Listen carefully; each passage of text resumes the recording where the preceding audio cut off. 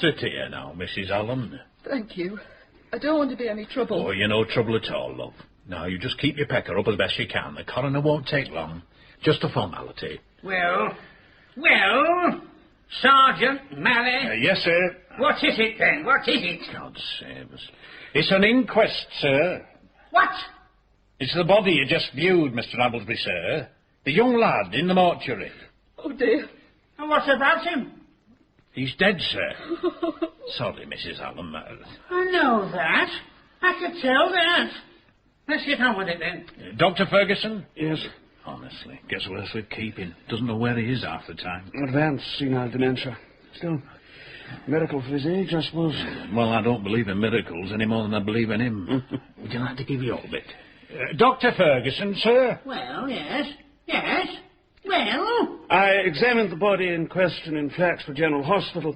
In my opinion, death was due to cranial fracture and laceration of the brain, consistent with the deceased's having been involved in a collision between two vehicles. Well? That's all, sir. All? Yes. Oh, right, you can go. The doctor's fee, sir? What? You've got to give the doctor his fee, sir. I suppose we have to. There you are. Think I should have been a doctor instead of a coroner. Money for old rope. Thank you. Well, next. No, Mrs. Allen. Yes? Come forward just a little, Mrs. Allen. She's very upset, sir. Why? The boy was her son, sir. We don't know that yet, do we? That's what we're here to establish, really. Well? Mrs. Allen, you've seen the body in the mortuary of Flaxford General Hospital. Yes. And is it that of your son, Percy Thomas Allen, aged 18 years, an assistant storekeeper? Yes. What? Speak up! Yes, sir. Beg pardon, sir. One of these days. Who lived with you at 5 George Street, Flaxborough? Yes. Thank you, Mrs. Allen. That's all now. Just a minute. What do you want now? Straightforward adjournment for 7 days, surely. I said just a minute. Yes, sir. Not you, her. Me? Yes, you. You've been writing letters to me. I beg pardon. Letters? Letters, sir? Letters? Well, answer, woman. Have you been writing letters to me? He's really gone this time. I, There haven't been any letters, sir. You mustn't question the lady like that. I asked you whether you had written to me. You must know, woman. I haven't written to nobody, sir. Hey? She says she hasn't written to anybody, sir. Not anybody. There hasn't been a letter, sir. Oh, hasn't there? Here. Look. Did you send this to me? You go on home, Mrs. Allen. Here. Did you write this? I'll take that, sir, shall I? What's it all about now? My dear friend, this is an urgent appeal. I'm in great danger. The person whose loyal and faithful companion I have been, and to whom even now my life is dedicated, intends to have me done away with. I can scarce... I know that murder is going to... Oh, it's some hoaxer, sir. Somebody having a joke. I'd better get him home. Just you get your coat on, sir, and I'll drive you home. Honestly. I'll see to Mrs. Helm. Come along, Mrs. Helm. I'll leave you to look after the coroner, Sergeant. Busy time for the old devil as well. I mean, 2 corpses this week. 2. And you mark my words, there'll be another yet. Corpses always come in 3s. Charities. The trouble we have with these flaming charities. What was that, Governor? Oh, please don't call me Governor, Sid. Makes me feel like Sexton Blake. Sorry, Inspector Purbright. What I mean is, why are people involved in charities so... Uncharitable? I was going to say violent. They all seem to be at war with each other. And there are so many of them. And look at this, Sid. There are 43 known species of charity in Flaxborough alone. There are 18 doggy ones to start with. There are another 7 devoted to the welfare of other domestic animals, and 6 to the protection of wild ones. Then there are the aged, the orphans, the fallen gentlewomen, and the Society for the Christianization of Mongolia. Why do you say they're at war with each other, though? Well, they seem to suffer the same sorts of paranoia that drive countries to Armageddon. I mean, the arrangement of a flag day or the timing of a fete are every bit as bitterly disputed as an Agincourt or a Cressy. Of course, it's quite a smart thing to be on one of those committees. Oh, yes. Well, that's the trouble. Every would-be knob in town, including every single member of the town council, is on one. Still, it's the recipients I feel sorry for. The dogs, the old people. Imagine being patted on the head by Mrs. Henrietta Palgrove. What? The old people? No, the dogs.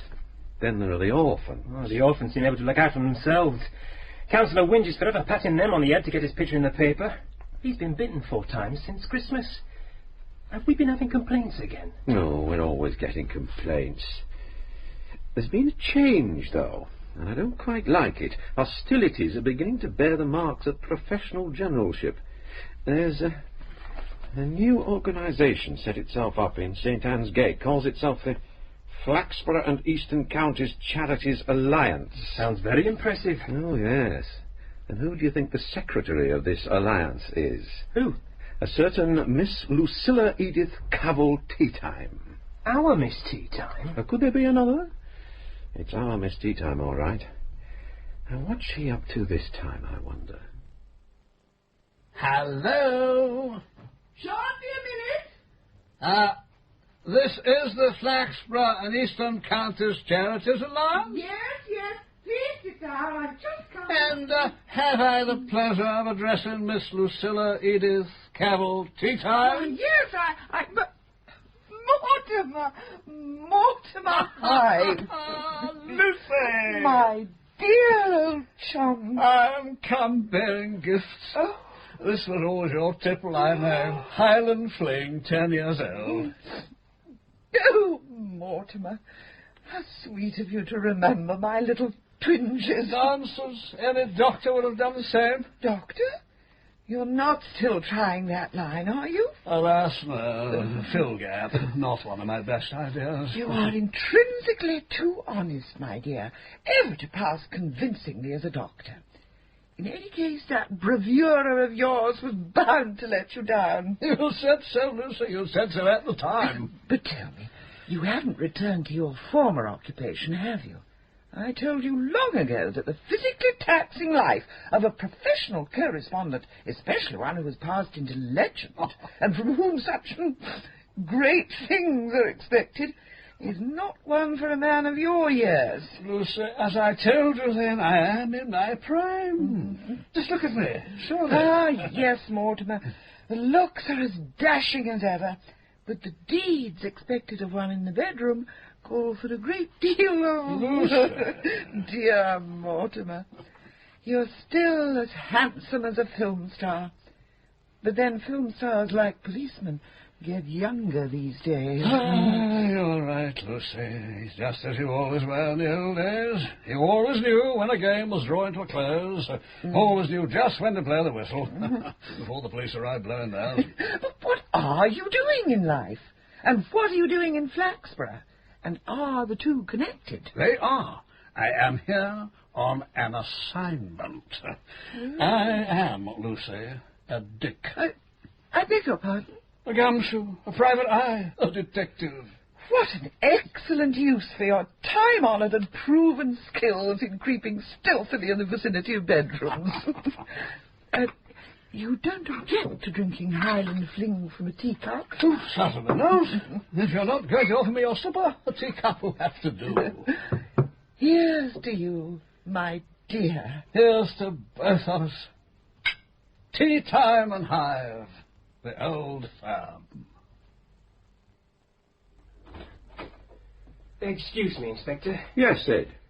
There's a lady here who would like a word with you. Says she's the secretary of the KKK. I didn't know the Ku Klux Klan had set up a branch in Flaxborough. Not wearing a white hood, is she? No, it's the... Oh, hang on. Here it is. Kindly Kennel Club. Huh. Hasn't got a hood on, though. Just one of those peaked hats that looks as if it's designed to deflect falling masonry. Name of Mrs. Palgrove. Oh, no. Not Mrs. Henrietta Palgrove. I didn't ask her first name. She doesn't seem the sort you'd ever call by her first name. No, she isn't. Still, better show her in. This way, Mrs. Palgrove. This is Inspector Purbright. I know that boy. I'll come straight to the point, Inspector. Please do, Mrs. Palgrove. It is our Flag Day, and some perfectly dreadful things have been happening. Really? Oh, dear. Do sit down. Does the boy have to remain? I think that Detective Sergeant Love ought to hear what you have to say. Detective Sergeant? Doesn't look old enough to be a Boy Scout. Well, now, and What are these dreadful things, Mrs. Palgrove? Let us not beat about the bush, Inspector. Let us not, Mrs. Palgrove. My organisation's name has been brought into disrepute by a trick. A very nasty trick. Certain unauthorised persons have been passing themselves off as our flag sellers. Today, you mean? Of course, today. I have lost no time in letting you know, so you must do something about it. Perhaps you can be a little more specific, Mrs. Palgrove. Can you tell me where any of these people are operating? No, I cannot. You haven't actually seen any of them yourself, then? A number of people have come into the Flag Day HQ. They have complained very bitterly, as well they might, although we ourselves, of course, were in no way to blame.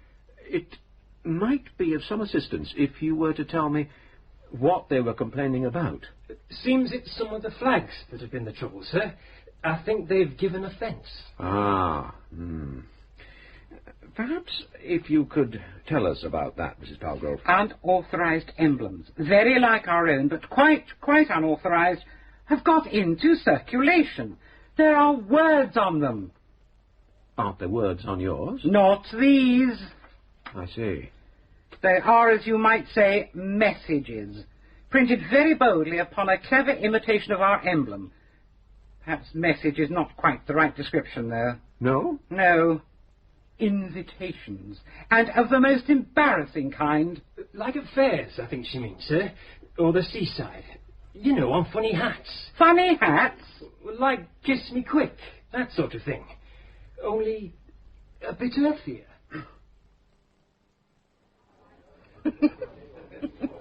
Oh, I say, you are awful. I know I am, dear lady. Large brandy and water, please. But why do you say so? Well, there, that badge you're wearing. Well, really, I never did. Here's your brandy. What a thing to be wearing. Yes? Well, I bought this from a flag seller. Some charity for the aid of man's best friend, I think. Is that what they call it? Take it up and have a look at it. The water's in a jug. Oh, certainly. I can't think what... Well, it says you've got a... Well, great big... Good heavens, so it does. And that you can... Well, really. I thought I'd been receiving some strange looks. Well, I should think so, with an advertisement like that on your lapel. Bragging about... Well, I mean... Yes? And what do you mean? Well, people... Women would be wondering if it was true, wouldn't they? Yes, I suppose they would. I wonder if you'd care to join me in a drink, my dear. Oh, well... And tell me, my dear, are you wondering if it's true?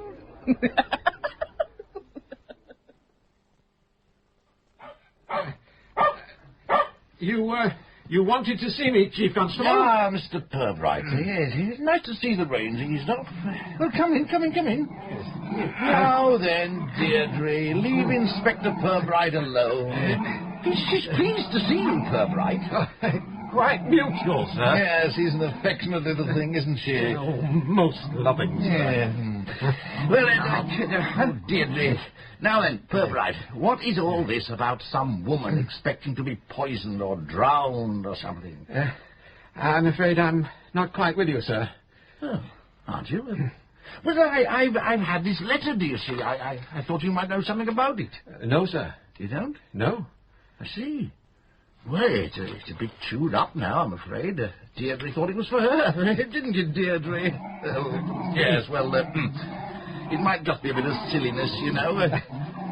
Oh, of course, sir. Look, perhaps I'd better read it to you. It's not signed, you know, and I can't think offhand of anyone who'd normally address me as my dear friend. Well, never mind, though it goes like this. My dear friend, this is an urgent appeal. I am in great danger. The person whose loyal and faithful companion I have been, and to whom even now my life is dedicated, intends to have me done away with. Done away with. I can scarcely believe his change of heart, but I have heard the plan discussed and must believe it, however unwillingly. They do not think I understand what is going on. Of course I understand. I can sense when I am in the way. And I know that murder is going to be the reward for my uncomplaining loyalty. a poisoned pellet in my food, a quick injection, perhaps to be held helpless under water by a loved hand until I drown. One or other of these dreadful fates will overtake me if you, dear friend, do not bring aid. I cannot, for reasons you will understand, sign this letter, but I enclose my photograph in the hope that your heart may be touched. I gather you don't take this letter seriously. Why do you say that? Ah, you do take it seriously, then. Oh, well, everything must be judged on its merits, Mr. Purbright. I mean, here is a letter, unsigned, addressed to me by somebody or other who thinks they're going to be murdered, or says they do. And what do you propose to do about it, Well, I suppose you want to examine it for fingerprints and so forth. I think the only fingerprints it will have on it now, Chief Constable, will be yours. And, of course, Deirdre's. Yes, I see what you mean. And the photograph, sir? Photograph? Well, the writer speaks of enclosing a photograph. Oh, bless my soul. Yes. Oh, I hadn't thought of that. No. There definitely wasn't a photograph. Oh, do let go of Inspector Purbright, Deirdre. There's a dear. Deirdre. Good girl. She's very fond of you, Purbright.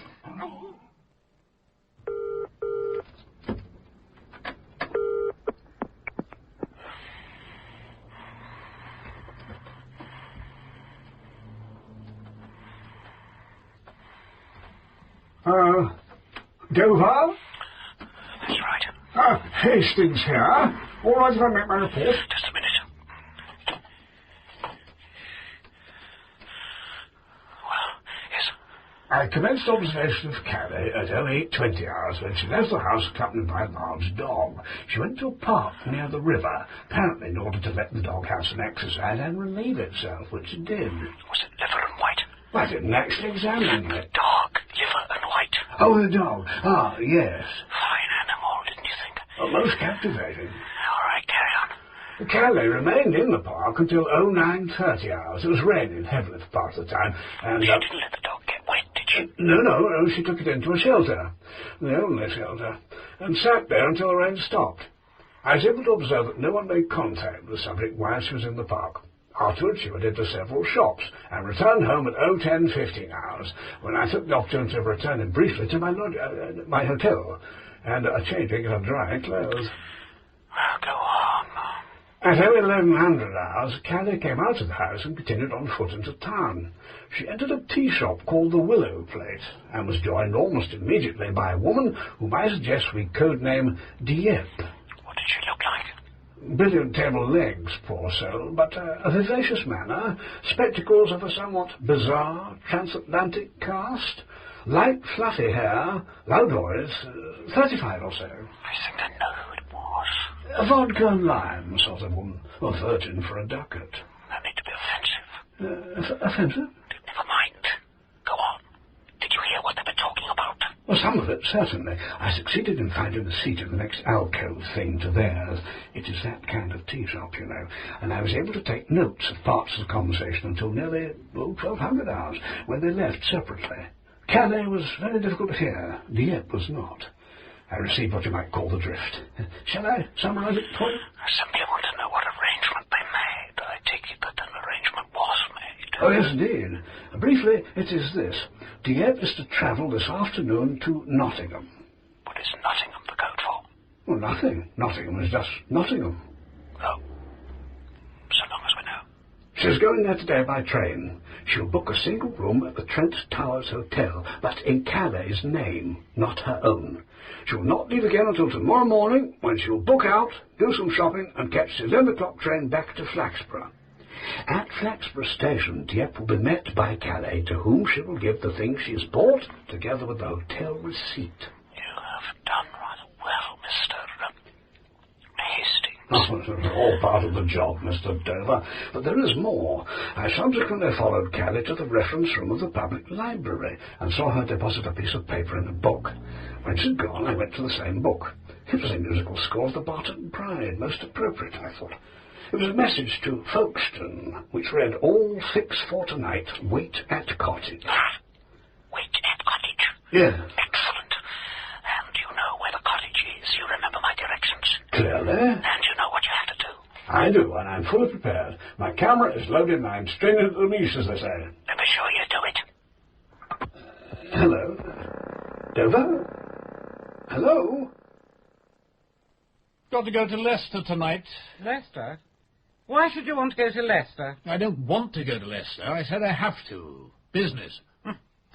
Funny business. And what's that supposed to mean?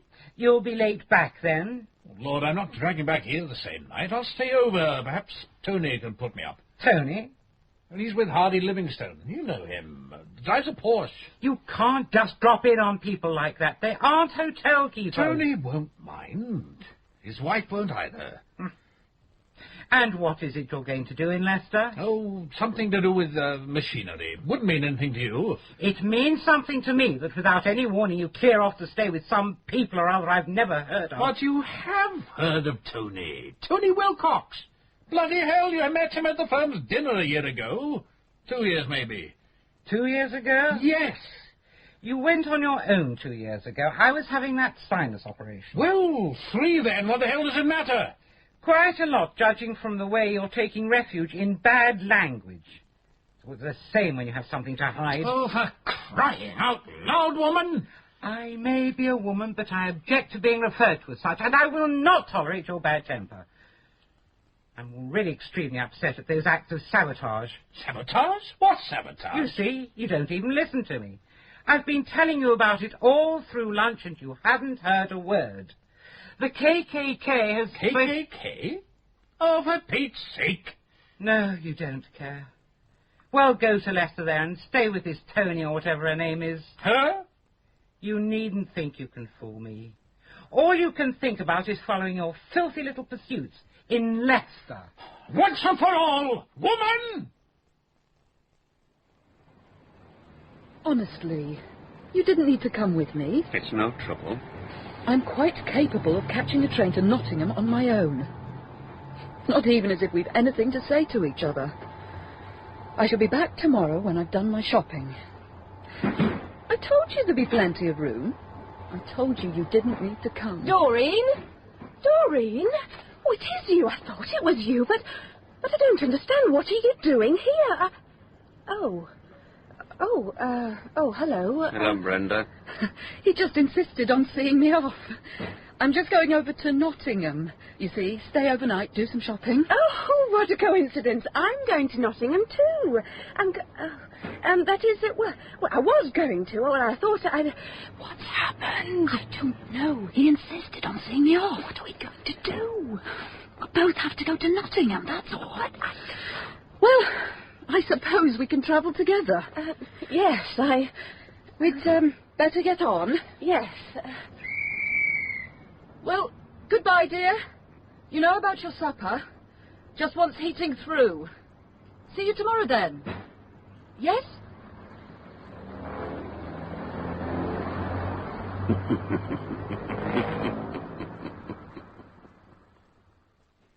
Sid, do you happen to know of anyone in this town who goes in fear of assassination? Oh, well, let's see now. Oh, yes, I can think of 8 or 9. Well, somebody's been writing to the Chief Constable. There, on the desk. Have a look. My dear friend. Murder. Poison pellet. Quick injection. Well written. That shortens your list, does it? Does away with it altogether. None of the ones I know could have put this together. Not on their own. The paper's a bit out of the ordinary. Classy. You could try Dawson's later. See if they stock it and if they can remember who's bought any. It's more likely a hoax than not, but we'd better check it out. Do you know, I reckon a woman wrote it. You think so? Well, look, I mean, things like loyal and faithful companion, see? And loved hand. And here, heart may be touched. Well, I mean, it must be a woman, mustn't it? I suppose the phraseology is on the romantic side. It's downright sloshy. You may be right, Sid. this woman, there's more than just one trying to do her in. Here, you see, they think I do not understand. That's what she says. They. So there must be two of them. At least. Oh, aye, well, I don't know, though. Two's the usual, surely. The husband and his bit on the side. There's one thing I don't understand at all. Why does she say she can't sign the letter? Presumably, she'd have been immediately identifiable from the photograph that was supposed to be enclosed. Odd that. But then, she didn't enclose the photograph. Though there are holes at the top corner, like pin marks, as if she'd pinned it on, then took it off. Well, she must have changed her mind. Possibly. Unless somebody tampered with her mail. Ah. There you go. Evening, Sergeant Malley. Now then, young Sid. I've got something here as I thought might interest you two. Well, what's that, then? Well, a letter. Or rather, a pair of letters. 2 letters? Matching pair. First one was written to old Amblesby, the coroner, asking him for help. Well, I mean, who in the right mind would ask that old fart for help? Especially if they really were going to be murdered. Murdered? Exactly, he said. I thought it was just an hoax. I was going to chuck it away, then blow me, but Jack Lynch said it to the citizen, just pops in with another letter. And that one's a dead ringer for the first. Here, look. Same grey paper, same talk of poisoning or drowning. But that same pinholes in the top corner. Well, yeah, now you mention it. Look. And no photograph. That's right. Though in both cases, the writer says as there's going to be. But how did you know? Same as this one. Yeah. Check 'em out, Sid. Blimey, you mean there's 3 of them? This one was sent to the Chief Constable. My dear friend, this is an urgent appeal. I'm in great danger. The person who's... Blimey. Another of them. Sure thing, Governor. All exactly the same. 3 of them. Yeah, this is it then. I knew it. They always come in 3s. What do? Letters? No. Corpses. Charity Ends at Home by Colin Watson was dramatised by Christopher Dennis. John Rowe played Purbright, Paul Downing, Love, Anne Rye, Lucy Teatime, and Geoffrey Banks, Mortimer Hive. Robin Polly was Mally, Graham Roberts, Chubb, Russell Dixon, Ferguson, Tricia Wilcox, Mrs. Hallam, Rosemary Chamney, Mrs. Paul Grove, and Catherine Hunt, Helen. The director in Manchester was Honestly, Governor. Sid. Sorry, Inspector. But all this time we're spending on these charities. Well, is it worth it? I mean, if they want to go sabotaging each other's flag days, why don't we just let them get on with it? Don't tempt me, Sid. Don't tempt me. Well then, it's dead boring. Shouldn't we drop it for now and start trying to trace the woman that wrote that letter saying she was going to be murdered, drowned or whatever? No, you can check out the notepaper later, but we've absolutely no time to go chasing after naughty letter writers. Oh, well, I could just do with a nice juicy murder. The way these charity people carry on, it may well come to that yet. But, you know, that act of sabotage wasn't the first of its kind. There have been other attempts to embarrass and discredit a number of local charities. Now, what does that remind you of? Dunno, Inspector. It's not a thing we've much experience of in Flaxborough, but in London and a number of other cities, it's a growth industry. Forgery? Not beyond the printing of fake flags and badges. Protection rackets, Sid. Hey, wow, do you reckon? Here in Flax? I don't know yet, but... Do you mean they could be going round shooting places up? Smashing? No, we'd have heard. I wasn't imagining big black limousines and Tommy guns. It isn't usually like that anyway. If they want money, say, from a restaurant and the owner quibbles, they don't have to smash the place up. All they have to do is doctor the food, drive the customers away. I see. Well, those forged KKK badges with the lewd and rather risible suggestions printed on them were designed to do just that. I've seen Mrs. Palgrove call them. And so they would be, to the sort of person who might regularly contribute to the Kindly Kennel Club. Ah. So the charity that was doing the sabotaging might expect to get more dosh the next time their day came round. Or somebody wanted the KKK to toe the line. What line? Yeah, well, that's what I'm pondering. Now, this Flaxborough and Eastern Counties Charities Alliance now. You better look into that. Find out what Miss Teatime's up to. Phil, can't do any more on it today. I'll have to go and speak to the boys at the grammar school after tea. Better go home and change into my good suit. A careers symposium, the headmaster calls it. Got to talk to the boys on the joys of being a policeman. Oh, if only they knew. Maul him, Fry! Maul him! Knock him down and stamp on him! Oh, no tears, blinking soft, Fry hardly touched you. Any boy who cries will see me after. Get something to cry for. Now run with it, Fry! Run with it, man! Don't saunter! No, told you. Serves you right. Hey, Master. Afternoon, Booker. I wondered if I could... Is it important? Look, I've got to kick some spine into the sixth form. Too much pubescent lethargy and nicotine poisoning. Well, it's about tonight's careers symposium, Headmaster. Yes.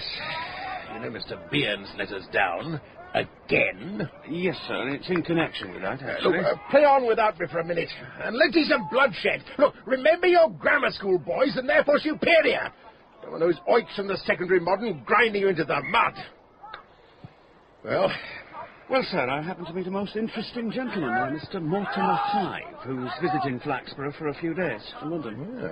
The metropolis, eh? It struck me that he might be a very interesting person to speak to the boys, broaden their horizons at the symposium, I mean. Indeed, he might. What is his profession? Well, he's retired now, and I don't think he's entirely at liberty to tell us the nature of his work in detail. Don't follow you. I think he might be restricted from too much frankness by the Official Secrets Act. Good Lord. I see.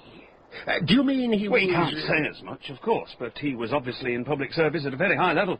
He certainly moved in the very highest circles, aristocracy, members of Parliament. He certainly sounds quite a catch, Booker. How did you meet him? Well, as you know, Headmaster, I'm involved in certain charitable work here in the town. Yeah, does he great credit. And I happened to visit the hotel where he's staying to display some literature, and we struck up a conversation. And he agreed to participate? Well, he showed great interest.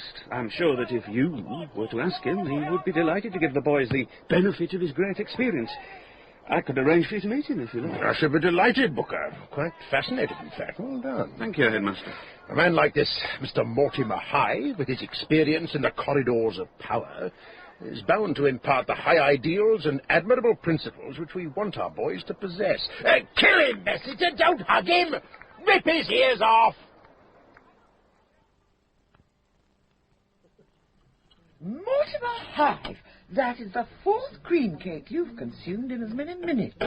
You could never have gained your reputation as the finest professional correspondent in the business if you'd shown so little regard for your figure and vigour in the past. Perfectly true, Lucy. But now that I am condemned to be the man in the raincoat behind the camera, rather than the devil-may-care athlete frolicking in front of it, I can permit myself these little indulgences. But surely even a private detective must be lithe and light on his feet. I am enjoying myself, Lucy. Away from the noise and bustle of London, I feel as though I am on holiday. You mocked me when I came to settle in this out-of-the-way place, Mortimer. But this altogether charming town has been a revelation to me. It certainly has its attractions. There's a young lady who serves in the cocktail bar of the Three Crowns. Then if you have designs in that direction, that must be positively your last cream cake. But you're making out all right, then, Lucy, are you? I'm being kept nicely occupied, and that's the main thing. You can have no idea, Mortimer, of how much room there is in the charities field for proper organisation. I confess I found the work quite exciting. Well, it's not the sort of thing I would have thought easy to corner. There is, unfortunately, a long tradition of rivalry between the various charities. The doggy factions are especially difficult to reconcile. But once I've convinced them of the value of my little Flaxborough and Eastern Counties Charities Alliance, and of the wastefulness of dissipated effort, they quickly see that the situation can be, what's the modern jargon, rationalised. How do you convince them if they don't want to come under your wing? Oh, they soon find out that so many things can go wrong. The organisation of a flag day, for instance. It's amazing how easily the whole event can be wrecked by the tiniest accident or misunderstanding. Do I detect some techniques of the protection racket? Only in the nicest possible way. And it is for the benefit of our dumb companions, after all. But tell me, How goes the case? Oh, bagatelle, Lucy. I have a photographic appointment tonight with the wife and her lover in their trysting place. Folkestone and Calais making the beast with two backs, as the bard so evocatively put it. The Folkestone and Calais? Code names, Lucy. Tricks of the trade. Oh. I am Hastings for the purpose of this exercise. My client is Dover, his wife is Calais, and her paramour is Folkestone. Seems rather complicated. Well, so it does to the uninitiated. But I promise you, it adds Guinness to the bill. Calais has ostensibly travelled to Nottingham to stay the night in a hotel to do some shopping. In truth, she'll be writhing in an ecstasy of illicit passion with Folkestone in some cottage on the outskirts of town. I have but to flick the shutter of my camera as they frolic in flagrante, and my work will be done. Is Folkestone also married? Very much so. And what is his cover story, I wonder? I am not privy to that. From his appearance, a business trip would seem the obvious lie. Lucy, if you are not going to eat that last cream cake, then I am. Evening, Mr. Spade. Oh, evening, Sir Mally. Yes, and that bit of lamb you got to open your window. Home kill, is that? Slaughtered it myself. Well, and how's the world of crime this week, then? Keeping you busy, are they? Well, there will be. Bodies, Jack. Bodies. Bodies? Dead bodies. Cold and lifeless on the slab. I'll have a quarter of that press beef, if you please. Oh, yes, bodies. Had two this week, you see. Two? Must be room of your feet. There was old Miss Bassett, knocked down gathering herbs on the level crossing. I wonder why she not been in. I was saving her some giblets. And there was young Percy Allen, knocked up his motorbike. Now, that was sad. Well, that's only two, you see. Only two? The thing about bodies, you see, is they always... Excuse me, I'm in a hurry. Don't mind if I see to Mrs. Palgrove, do you, Bill? Mrs. Palgrove's special. All wrapped up and ready? I thought Mr. Palgrove was going to collect it. And so he should have done. I should know better than to expect him to remember anything. All he can think about is some business trip he says he has to make. Oh, here we are, then. I'd like to see it, if you please. Kindly unwrap it. Of course, Mrs. Palgrove. There we are. I don't want any of that fat. You know he can't abide fat. Kindly remove it. Oh, well, just as you please. Take that bit off there, shall we? And there. Oh, yes, there now. How's that? Oh, I suppose it'll have to do. Let's be down to 45p now. I'll put it on your bill, shall I? Of course. Good night, Mrs. Palgrove. See you on Friday as usual. Miserable old sow. I tell you, if my wife had a face like that, I'd not need a hatchet for chopping firewood. That husband of hers, what's his name? Leonard? That's Leonard. He must be finicking with his meat, wanting all that fat cut off it. That's not for her husband. That's for that daft little dog of hers. Rodney, it's called. Reckon old Pally Palgrove has to eat whatever's left after that dog's done with it. Still, they reckon he gets some nice bits of flesh in other ways. Now, what was that you were saying about bodies? Oh, two this week. Well, mark my words, where bodies are concerned, they always come in threes. Here we are. Large brandy and water. How's that for waitress service? Enchanted. To watch you walk across the room toward me, dear lady, is worth far more than the brandy. It is one of life's great bonuses to see such grace and voluptuousness. Oh, things you say. You're embarrassing me now. I tell you no lie. You draw me like a siren. You do have a way with words. Thank you. At what time do you finish work, my dear? Oh, well, tonight. Tonight, no. Tonight I fear I have to work for my living.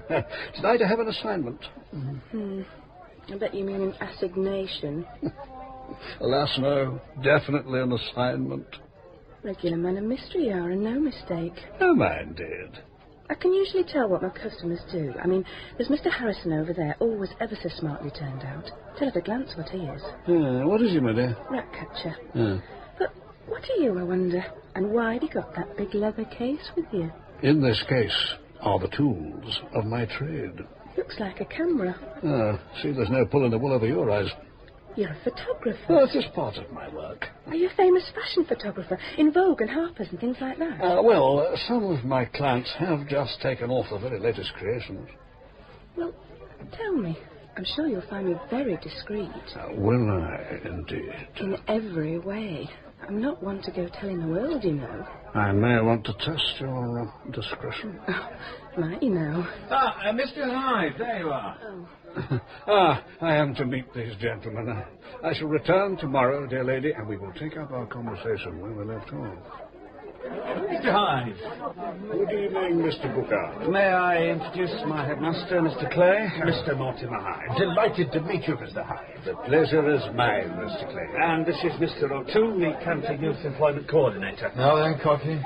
Now, what are we all having, headmaster? A small and extremely dry sherry, Mr. Booker, if you please. Brandy and water would touch the spot, I fancy. Find a wallop. Won't be a minute. A dry sherry, a brandy and water, pint of best bitter, and a lager and malt, please. You are from London, I gather, Mr. Hyde. From London, indeed. A city of great opportunities. Boundless. You will appreciate, Mr. Hyde, that for our young people, London is a magnet. To them, it promises fulfillment. We educationalists may have a more sceptical view, and with good cause, I venture to say.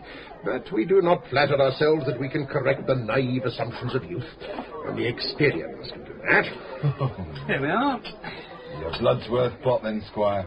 What the headmaster's leading up to, I think. Now, Booker, pray allow me to do my own leading. Mr. Hyde will see his object soon enough. Mr. Hyde, we arrange from time to time at the school what we call a careers symposium. What a splendid idea. Cheers. Well, I didn't touch the sides, Mr. Hyde. Good health. It is attended by boys of the 5th and 6th forms, and they're able to put questions to representatives of a variety of professions whom we invite as guests. Now, may we have the pleasure of inviting Most you to... kind. I'd better stick to brandy and water, I think. I see. Mr. Booker? Very good, headmaster. Now, it so happens that just such a symposium has been arranged for this very evening in 25 minutes' time. The panel, I fancy that is the word, is a not undistinguished one. We've been promised the attendance of a solicitor, also an estate agent, and an inspector of police. Unfortunately, all these gentlemen follow their professions locally. Your brandy, Mr. Hyde. Your health, my dear son. Your very good health. Now, if our boys were to be presented with some stimulus to their imagination in the form of a visitor from the great metropolis... The great metropolis. Indeed, here's to it. Oh, my glass seems to be empty. Let me do the honours, sir. Mr. Clay? Not just at the moment. Now, I should esteem it a great favour, Mr. Hyde, if you would come along to our little symposium and possibly say a few words to the boys on the subject of your career. Leave me, my dear sir, to your siblings. You're sure you don't mind? Mind? Certainly not. I can think of absolutely nothing that would give me greater pleasure. Oh, dear. Is something amiss? Oh, dear. The fact is that I have just remembered that I have a most important engagement tonight. Most important. Mr. Booker, Mr. Hyde says he has an engagement. You didn't mention anything about that. Well, I really didn't know, headmaster. Anyway, perhaps it's not all that urgent, Mr. Hyde? Oh, here's your brandy. The boys will be most disappointed. Is your appointment fixed for any particular time? Well, it's true that I have a little time in hand, but... The school's very near. There will, of course, be refreshments. Cocoa. Sea cake. You tempt me. Indeed you do. I remember something my old headmaster said to me during my last term at Harrow. Never hesitate to hand on the lamp hive, for it will burn all the more brightly if you do. How true. So what do you say then, Mr. Hyde? Of course you will. Did I drink that last brandy? Oh, dear. I'll get you another one. For the road, you know, for the road. The night is young, damn me. I really think I should pass on the lamp, I'm a very easily persuaded fellow. Splendid. Incidentally, I should be rather interested, purely for introductory purposes, the boys, you know, to hear what your profession actually was. I believe you're retired. on the insistence of my doctors. Certain occupational maladies, slip disc, sciatica, things like that. I believe that the work was, to some extent, secret. Oh, very. Goes without saying. Discretion, absolute priority. And I believe you moved in quite exalted circles. My code forbids me to reveal. Of course. But there was frequently a coronet above the bed. Good Lord. Except when I was working abroad, of course. I see. You mean your work took you abroad a great deal? I seldom slept in my own bed. Fancy that. I should be surprised if in so long a period you've not received some tokens of official recognition of you. Various little trophies have come my way, you know. Oh, I say, is this for me? Cheers. There we are then, Whodunit. Whose mummy's echo cheeky boy then? Right. I'm off then. To Leicester? That's right. And you expect me to believe that? Well, now, what's that supposed to mean? I don't suppose you fed the goldfish? Of course I haven't fed the damn goldfish. You won't even catch me going out there. What do you want to keep the goldfish in that damn silly well for? And all those gnomes, it's like a fairy bloody grotto out there. You're always bad-tempered and uncouth when you've something to hide. Something to hide? What could I possibly have to hide? I don't know her name, and I really don't want to. Her name?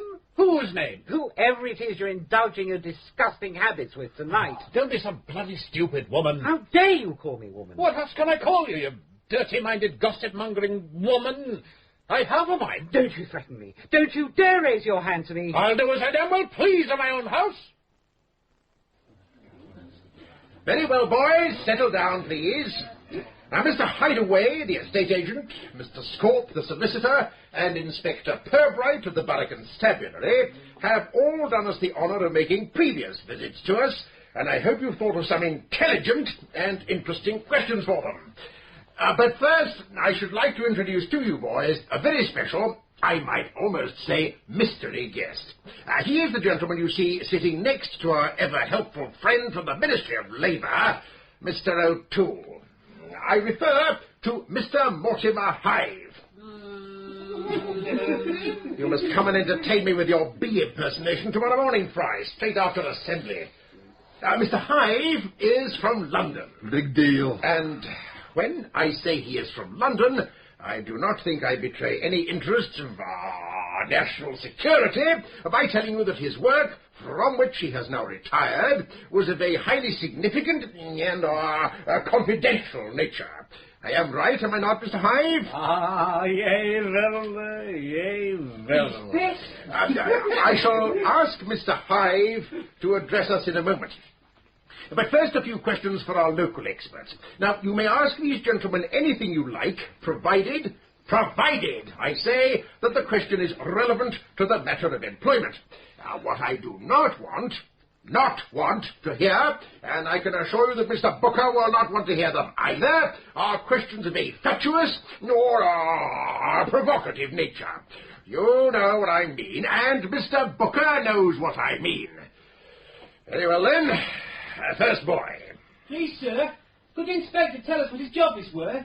Salary, I mean, sir, and perks. Well, of course, you have to remember that to begin with... No, darlings, I do not think we should frame our questions in such a directly personal form. If, as you very reasonably might, you wish to learn the scale of emoluments in the police force, I feel sure that our good friend Mr. O'Toole will be pleased to provide you with the appropriate literature. Chapter and verse, Cocky. Next question. Please, sir, do you think the gentleman from London could tell us something about employment prospects in his own line of business? Whatever that is, sir. Thank you, Fry. Mr. Hive. Mr. Hive. Hey, sailor, you're wanted on deck.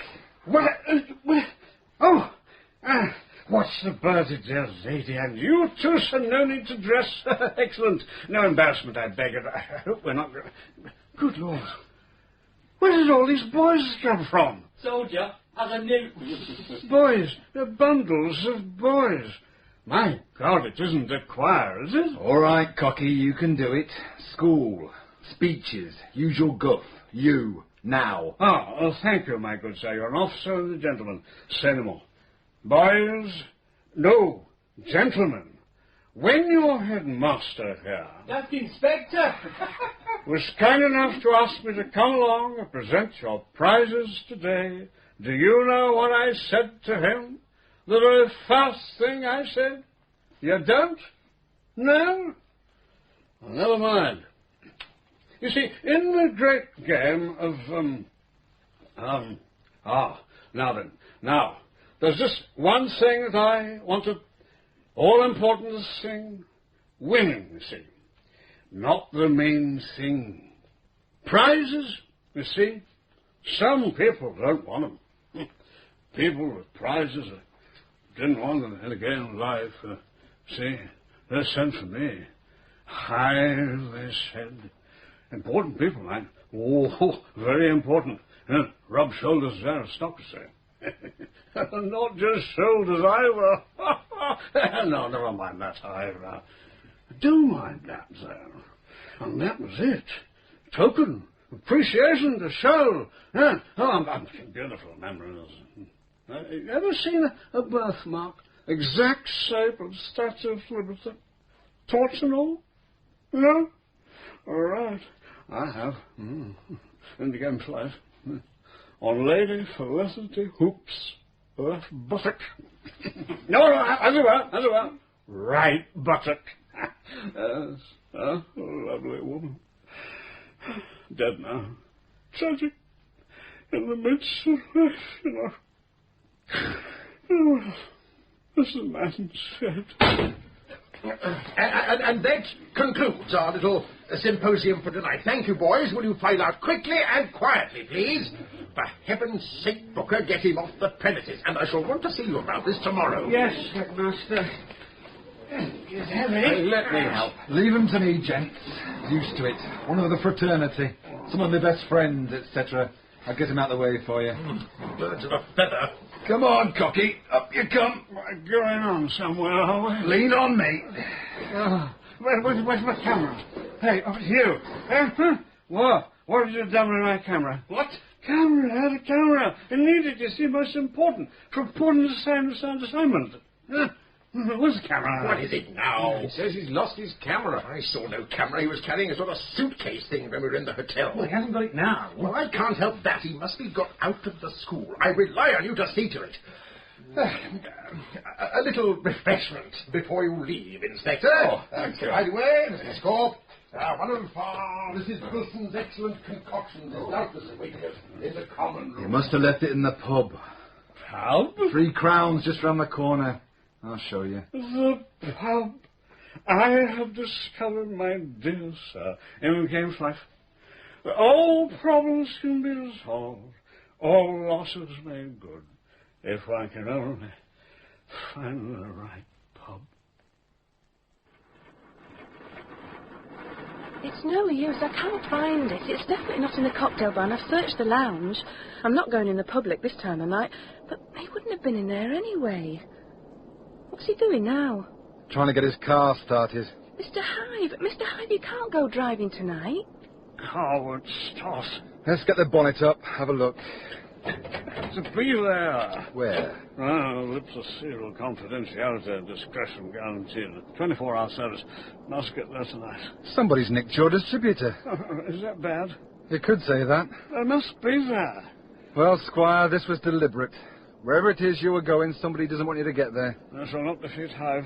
I've never fallen down on a case. Steady. Very well, then. I shall walk. Where are you going? Forward, into the valley of death and so forth. Forward. Onward, Hive. Onward. Duty calls.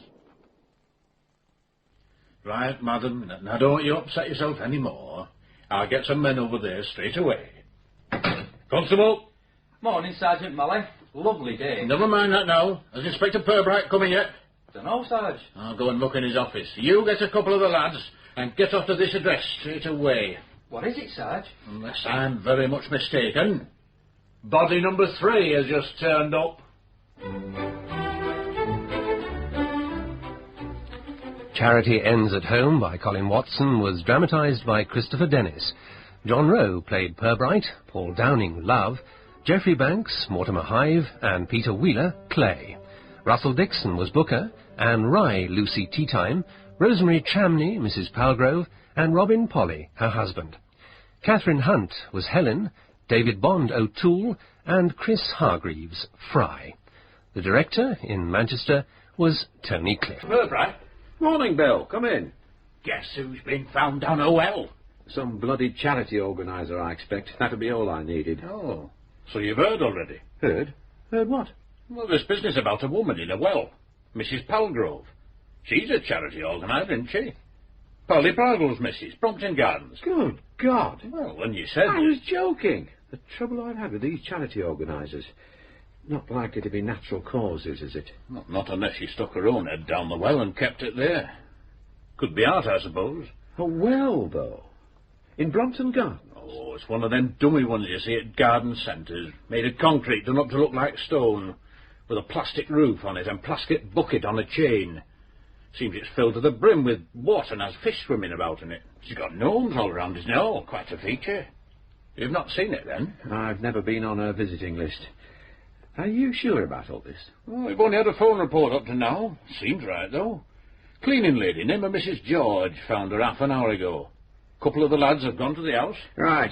I think we better join them. Come on. I'll want Sergeant Love as well. See if he's in the canteen, will you, Bill?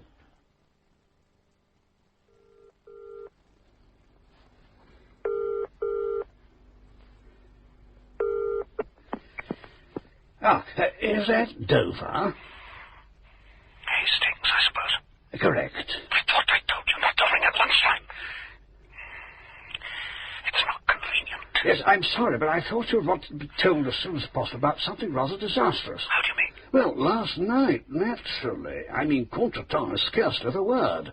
As if it weren't enough to have my camera stolen and my car sabotaged. Camera? Car? My dear sir, you don't know the half of it. I still don't know what they did to the car, but it certainly wouldn't start. I just had to abandon it and set off for that benighted, blasted cottage on foot. What? I walked. It was about 10 miles and singularly rough going. It's 4, actually. Heavens, there was no need, man. I'd never have expected you to walk. I am not in the habit of quitting a job just when it's becoming difficult. All right. What happened? My report follows.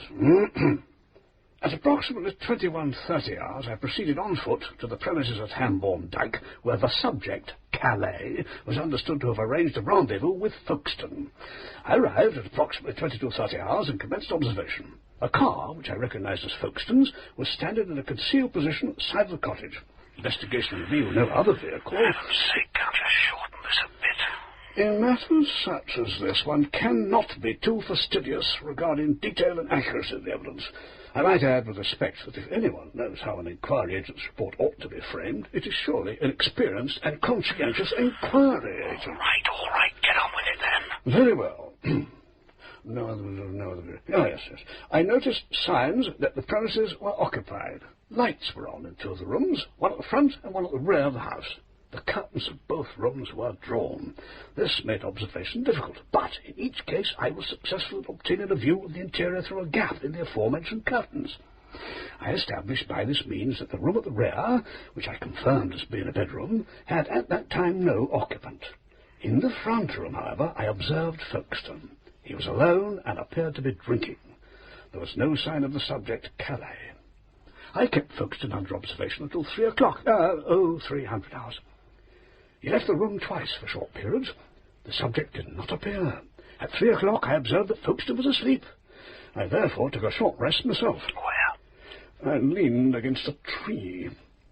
In this profession one acquires a facility for going into a light doze on one's feet. I had, of course, set what I call my mental alarm clock to arouse me at a reasonable time. What time was that? 6:30, actually. May I finish my report now? No. There really wouldn't be any point. To be perfectly frank, the situation is not at all what it was. I'm not sure that I understand. I'm sorry. The thing is, there has been a reconciliation. I'm grieved to hear it. You shouldn't be. The saving of a marriage is a matter for rejoicing, surely.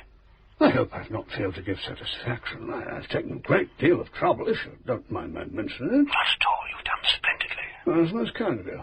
I do hope you understand, though, that in this field of work a single setback must not be regarded too pessimistically. Folkestone is not necessarily a broken reed, you know. He and Calais will no doubt arrange other nights of illicit dalliance, and you'll have the evidence you require. If I might presume to advise a little more patience. No, you might not. I wish nothing further done in the matter. Just as you like. You may as well return to London at once. I think, in fact, that would be advisable. I'm sure you have plenty of other work to get on with. You could leave today. Do you think you could prepare your account before you leave? Well, I think I can manage that. Good. Well, leave it in a sealed envelope with my name on it in that little shop near the station, the one I told you about. And whatever you do, don't post it. Oh, incidentally. Yes? This isn't important in the least, but I just wondered if you happen to learn our friend Folkestone's real name. Oh, no, I never actually heard anybody call him anything. Doesn't matter at all. I couldn't care less now. Are you getting the car put right? Garage is working on it. It seems the distributor had been removed. Vandals, I suppose. Oh, I shouldn't wonder. That's fine. Don't forget to put it on the bill. And thanks a lot for everything. You just get off back to London then. Goodbye. So that's that. You're an odd sort of bird, Mr. Dover. Or whatever your name really is. Whatever made you pick this car, Sid? We've only got the two after all. And there's not much to choose between them mechanically. They're both overdue at the knacker's yard. It's just that the chief constable's been using the other one with his entire gaggle of Yorkies. Smells like a dog basket. Enough said. Turn right here, young Sid. I know. Right. You plainclothes fellas forget where places are, that's all. Too long off the beat. I must say, there's some very nice houses round here. Oh, aye. Debtors' row, they call this. Ever so posh. You got to have a mortgage the size of the national debt just to own a dog kennel up round here. Very appropriate. Mrs. Palgo being one of the town's chief doggy people. Oh, that reminds me, Governor. Don't call me Governor, Sid. Sorry, Inspector. But, you know, I was trying to find out about that grey notepaper. The stuff them letters were written on. The ones about being murdered. All right. Well, I found out that Dawsons are the only people that sell it. All right. I can only think of 3 people who bought any. Well? One of them was Mrs. Palgrove. Ah. Well, then. Very interesting, I thought. If she wrote appealing for help because she was afraid of being murdered, drowned, and now she's... Now, we mustn't be too quick to jump to conclusions. Oh, even so. As you say, even so, it could be that you've put us onto something important, Sid. Oh, thank you, Gil. Inspector. Hey, you. Are you addressing me, young fella, my lad? Yeah. You were the one who's come to talk to us last night at that meeting last night, weren't you? You were the one that was pissed. Why, what? Mr. Clay said I'd find you in or outside the 3 Crowns. He was right, wasn't he? The fact that you have accosted me on the threshold of the hostelry you mention does not mean that I was either coming out or about to go in. And, who, pray, is Mr. Clay? The Beak. The Beak? What, you mean the magistrate? No, the headmaster. Ah, yes. I dimly remember the headmaster. Should think it is only dimly and all. You was bottled. He sent you this, told me to fetch it to you. It's a camera, I think. Ah, my camera. Well done, young fellow, my lad. You what? Here. I insist on rewarding you. Here's a penny. A penny? Cut along then, young shaver. You'll just have time to catch the tuck shop before Latin. Blimey. You're crackers. By the way, where did this turn up, do you know? Cupboard somewhere. At the school. Huh. Blimey. You'll have to excuse me. You won't make a mess, will you? I've got to get along home now. Ah, now, you'll be Mrs... Mrs. George. I help here, but I shall have to be getting back. I see. I shan't keep you long, Mrs. George. There are just a couple of things I'd like to ask you, though. Oh, well, was it you who telephoned the police station this morning, Mrs. George? Yes. I couldn't think what else to do. Then I wonder if you'd mind telling me exactly what you found when you arrived.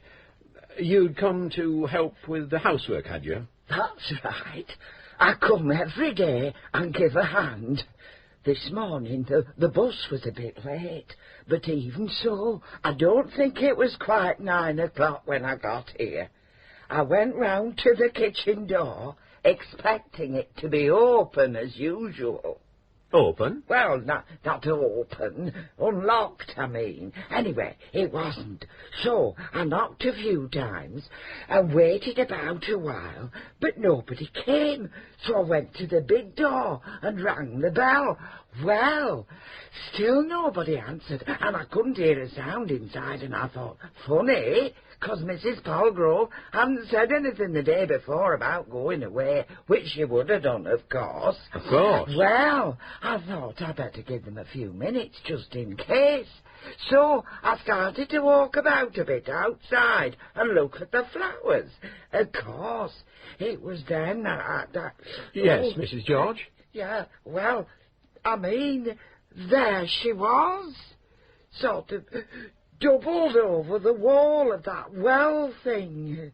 Half of her outside, the other half inside, right in the water.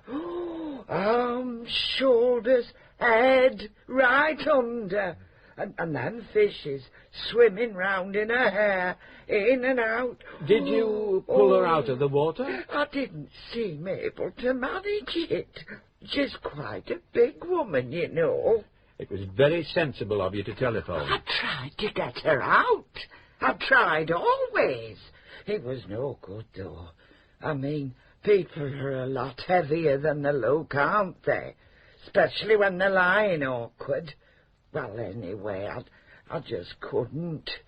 So I ran down to the phone at the corner. It seemed the best way. I mean... Of course.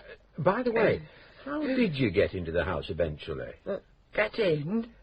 Well, you did open the door to us. Yes.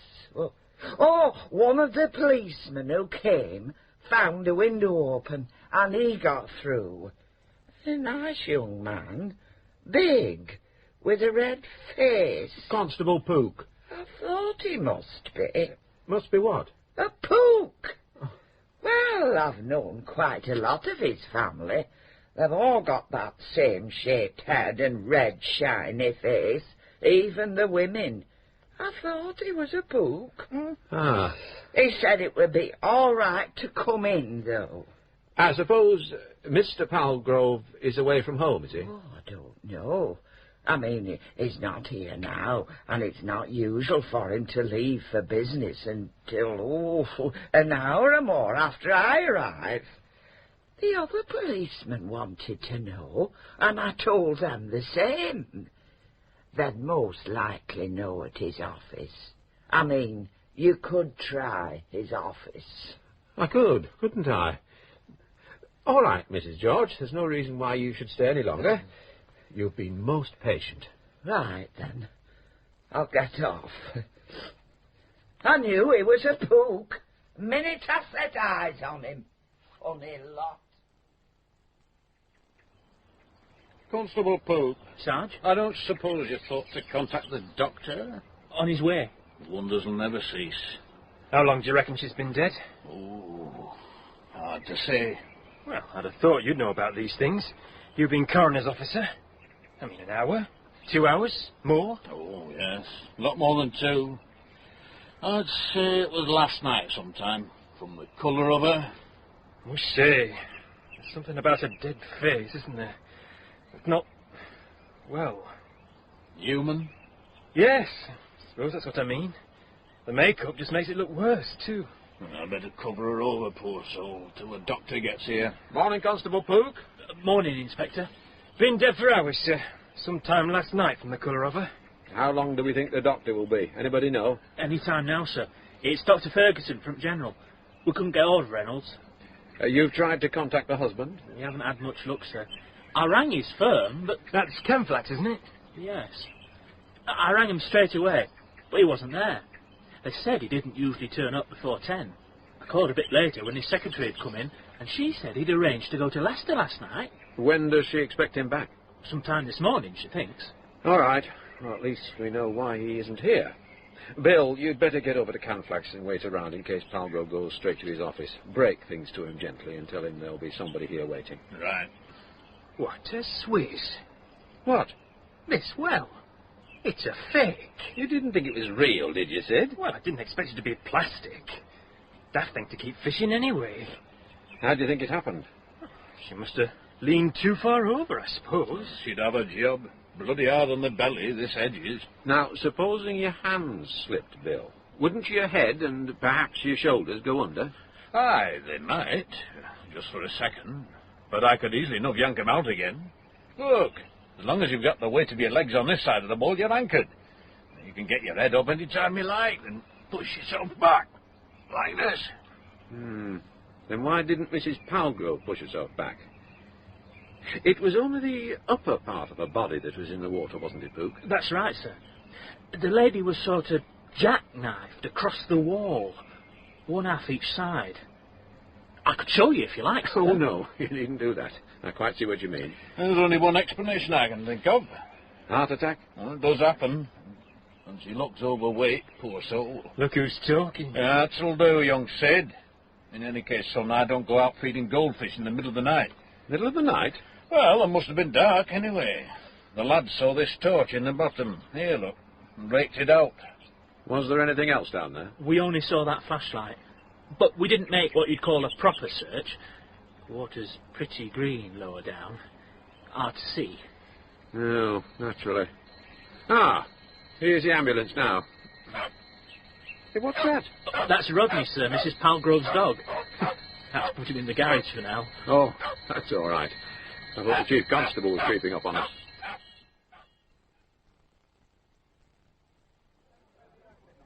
There you are, then. One large brandy. Must say, this is a nice surprise. The state you were in when you went marching off into the wide blue yonder last night. I never expected to see you again. I said I would return to carry on our conversation from where we left off. Oh, you remembered then? How could I keep away, my dear? Go on. You can call me Helen, if you like. Oh, I do like very much, Helen. And you are? Mortimer. Oh, Mortimer. Oh, I say. I've never known a Mortimer before. I shall call you Mort. Well, I suppose if you must. What's all that writing you're doing, Mort? Do tell me. I'm preparing an account of professional fees and outgoings. You're not. You're writing a love letter. Might I hope that you could be free for an hour or so this evening, well, Helen? I dare say I could tell you, but only if you let me know what you're really writing. But I've told you, I'm making out an account. Honest? You're just another commercial traveller after all, then? Oh, very well. Now that my assignment is completed, I will tell you. I am a private detective. No. Go on. Oh, get away. You're pulling me leg. I'm not pulling your leg, though I do hope to have the opportunity. I am what I say I am. A private eye? If you wish. A dig? Well, in the manner of... Oh, I say. The fact is that I undertook a certain commission that brought me to Flaxborough. My inquiries are complete. My client is satisfied, so now the bill. And a night off by the sound of it. Exactly. At what time will you be free? Well, I can't, actually. Not tonight. Oh. It's my day off tomorrow, though, if you're still hearing me. Nothing, not plague, famine, civil disturbance, nor act of God will be allowed to take me anywhere else. Oh, you do talk nice, Morty.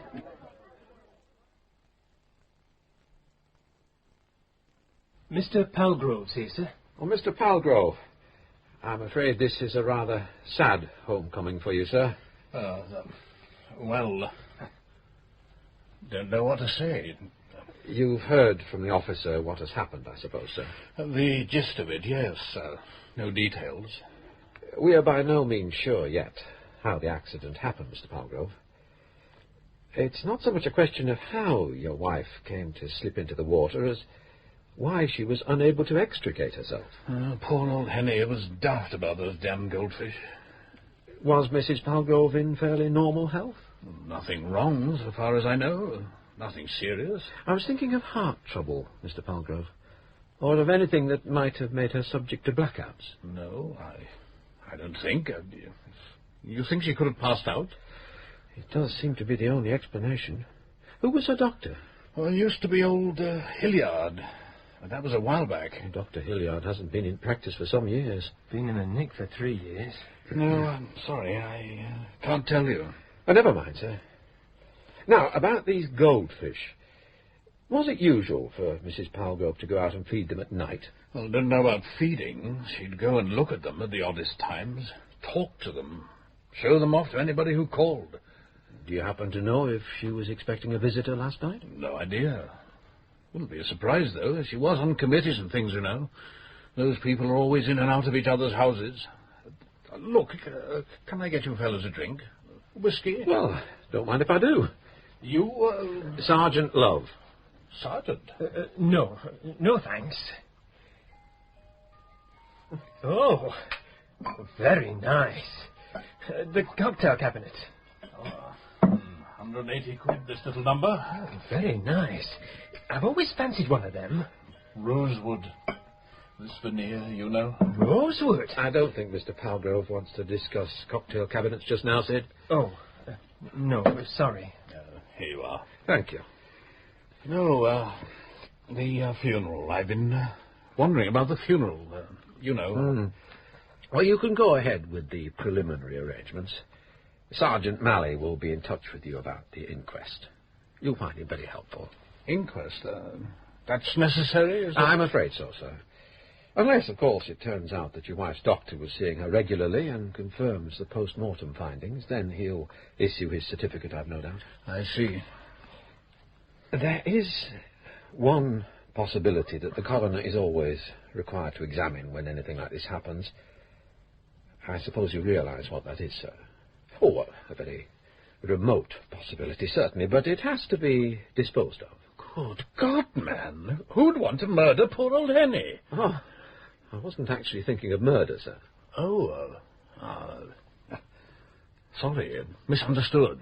The question I had in mind was whether your wife could have done what she did otherwise than by accident.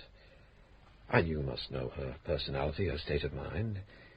If she was worried about anything, any eccentricities of behavior, for instance. I don't know. I'd have to think about that. Yes, do that, sir. It's funny, you know. I shouldn't be surprised if there wasn't something in what you say. Oh, I didn't mean you to... No, I know you didn't. Facts are facts, though, and I can't pretend that Henry's attitude to things was altogether normal. She had these terrific enthusiasms, you know. It seemed sometimes that animals meant more to her than human beings. It was her kindness, really, I suppose. I mean, I wouldn't knock her for that. Not now. But she got so worked up about these things. Perhaps I should have seen that there was a danger of her, you know, sort of going over the top. Did Mrs. Palgrove do much letter writing? Oh, Lord, you can say that again. Oh, you certainly can. She was forever writing letters. Mind you, she was on committees galore. So I understand. I wasn't thinking so much of formal correspondence, though. Have you ever known her to write what shall I say, an excitable sort of letter? To be quite honest, I never took that much interest. She'd be capable of it, though. I'm sure she would. She was an excitable sort of woman. Why? Has something of that kind? It was a hypothetical question, sir. I'm just trying to get a general idea of your wife's temperament. Can I get you another drink, Inspector? No, thank you, sir. We'll have to be getting back. This inquest thing. Yes, sir. I suppose I ought to get my solicitor on the job. Oh, well, that's a matter for you to decide, Mr. Palgrove. He would accompany you if you wished, I'm sure. I'll have to think about it. I'll take your glass, Inspector. Yeah. I shall have to be my own washer-up from now on, I suppose. One last thing, Mr. Palgrove. Yes? Had your wife any enemies? Well, she was a keen charity worker, you know. Yes, I know that. Well, strikes me that all these charitable types hate each other's guts. Oh, Mortimer, Sorry to keep you waiting. Quite all right, my dear Lucy. I really shouldn't intrude upon you in working out. I took the liberty of pouring for both of us. Oh. Not too much water in yours, I hope. Quite perfect. I was just sorting out another little fracas among two of the charitable organisations affiliated to our little alliance. When it comes to malice, vindictiveness, and a desire to inflict grievous bodily harm, our old friends in Soho are as a Sunday school class compared to the members of the Flaxborough 4-foot Haven. Cheers. Yes, looking at you, Mortimer. But now, how goes the case? Oh, it's over. All but the fella paying the bill, anyway. A successful termination, of course. Oh, by no means. Although I don't blame myself. The parties are reconciled. Oh, waste of your time, Mortimer. I hope they're thoroughly ashamed of themselves. I doubt it. I can't really believe the situation has changed. The lady's undoubtedly a frisky filly, and the fella's no gentleman jockey by the look of him. I can't believe that either would readily refuse a gallop when the chance offered. Still, one thing I've learned, the private detective gets precious little consideration in this country, unlike the continent, where divorce is almost a spectator sport. Over here, he's been given what nowadays is called a bad image. Public ignorance, Mortimer. Public ignorance. What can you expect of a generation brought up to think that life is all cock and candy floss?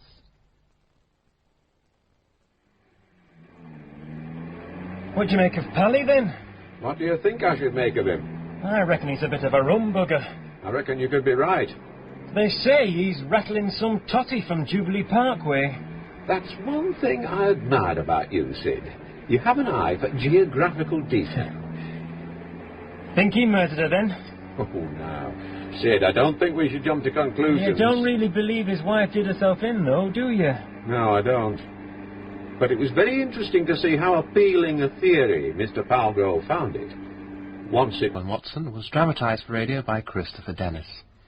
John Rowe played Inspector Purbright, Paul Downing Sergeant Love, and Robin Polly Mr. Palgrove. Geoffrey Banks was Mortimer Hythe, Anne Rye Lucy Teatime, Catherine Hunt Helen, and Russell Dixon Dover. Chris Hargreaves was Fry and Peter Rylands Puck. Charity Ends at Home was directed in Manchester. Oh, now then, Deirdre, be a good girl. Oh, Deirdre, leave Inspector Purbright alone. She's very fond of you, Purbright. Indeed, sir. I wonder how she behaves to those she isn't fond of. Now then, look, tell me all about it, about poor Mrs. Palgrove. I mean, it's tragic business, tragic. Come in. Excuse me, Chief Constable. What can I do for you, Dr. Ferguson? It's Inspector Purbright I wanted, sir, if you'll permit me. They said I'd find you here, Purbright. This woman from, Brompton Gardens. Stop that adventure, you yapping wee brute! Out! Jimmy, out! I say. Mrs. Palgrove? Oh, yes? I thought I'd better come and see you straight away. Something a bit odd. It'll be in the report, of course, but it might be as well for you to know now. I see. She did drown, no doubt at all about that. No evidence of organic disease, nothing significant anyway. Time of death, hang on a minute. Yes, 11 last night, give or take a bit. Before midnight, certainly, but not more than an hour and a half before. Between 10:30 and 12, then? That's what I said. Yes. Now then, here's the queer thing. Yes? There's a definite bruising on both ankles. A distinct set of 5 bruises on each ankle, just at the bottom of the lower leg. And both sets match. Bruising? Odd. Yeah. Fingers? I'd say there's not a doubt of it. Fingers? But, oh, good Lord. Any other marks, Doctor? Well, I didn't intend to give you the full report just now. Oh, naturally not.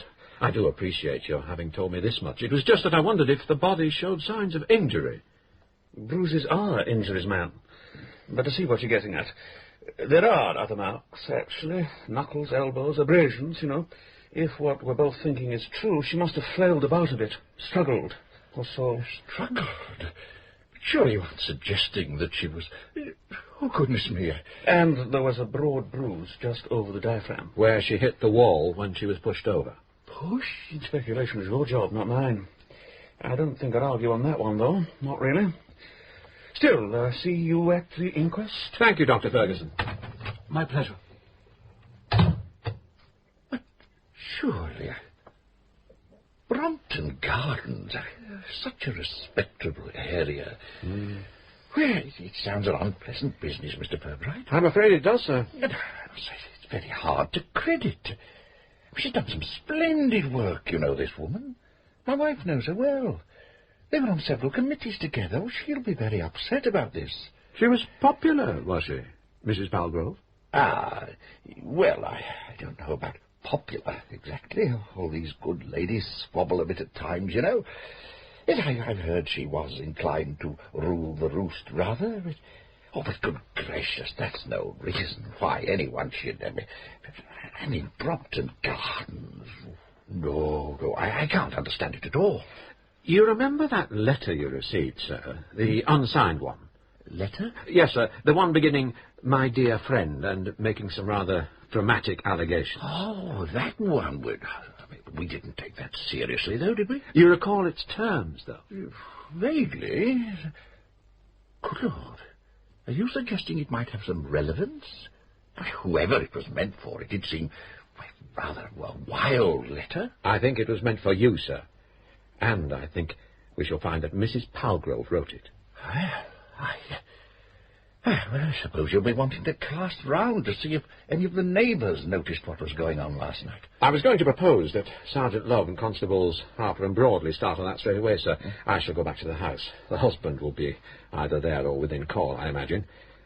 Perhaps a search warrant, sir, just in case? Oh, I say, well, I suppose we must. Brompton Gardens, though. Oh, dear. I shouldn't imagine this has anything to do with Mrs. Palgrove's death, but there has been a rather curious feud lately between the organisers of some of the local charities. They've been busy sabotaging one another's efforts, or that's what it looks like. As you know, Mrs. Palgrove was a good deal involved in charity work. We shall have to satisfy ourselves that personal antagonism on somebody's part didn't sharpen into actual violence. You give me the impression that you rather hope that to be the case. Oh, not at all, sir. But the possibility must be explored. You must do as you think fit, Mr. Purbright. But, Brompton Gardens. Good Lord. Mr. Palgrove about? Just about an hour ago, sir. Said he wouldn't be long, but I had to pop into his office. Should be on his way back by now. Give him a ring and make sure that he is, will you, Sid? Right, Joe. Constable Broadley. Sir? I want this well thing completely drained. You'd better go down personally to the fire service headquarters and see Budge. One of their small pumps should be adequate. How much water would you say there was in there, Broadley? Ooh, well... Now then, let's think. About 20 cubic feet? Ooh, nearer 21. Good man. Oh, and you'd better mention the fish. Budge might have some nets or jars or something. Right, sir. Right away, sir. Oh, you'll need your helmet. Oh, yes. Party's on his way, sir. Good. By the way, how did you get into the house? He left us the key. Oh, very civil of him. Now, if she was tipped face first into the water and held by the ankles, her attacker must have been standing about here. Inspector. I think we've got something, sir. Look, I just typed this out on that typewriter in there, on that grey notepaper. My dear friend, this is an urgent appeal. Urgent? Oh, meant to be urgent, sir. Have you got one of the other letters with you for comparison? Oh, indeed I have. Well done, Sid. Now, let's see what we've got. Oh, look at that, then. Both got blocked E's. Yes. Look at the stem on the P, slightly deformed, and... The ends? Yeah. Every one slightly out of alignment. She did write those letters, then. I don't think there can be much doubt of it. She must have guessed what was going to happen to her. It looks rather like it. The person whose loyal and faithful companion I have been, and to whom, even now, my life is dedicated, intends to have me done away with. That's a pretty obvious hint. More than a hint, Sid. It's practically a straight identification. Of Palgrove, of course. Well, who else? A lover? You met Mrs. Palgrove? Yes. Could you imagine her with a lover? See what you mean. In any case, whose loyal and faithful companion I have been. No. I don't feel that's the sort of phrase one would use in relation to an affair. It's White's language, I should have thought. Look at this. Perhaps to be held helpless underwater by a loved hand until I drown. Nasty bit of prophecy that turned out to be. I wonder who she meant by they. You see, they think I do not understand. And here, I have heard the plan discussed. Husband and a girlfriend? Well, the inference is invited, certainly. She could have been snooping on him. It's more likely that he was careless over some telephone conversation. As you probably noticed, he has a very penetrating voice. You going to tackle him about the letter? Well, it'll have to be put to him sooner or later. And the girlfriend? Now, that's a question that must be pursued straight away, and very diligently.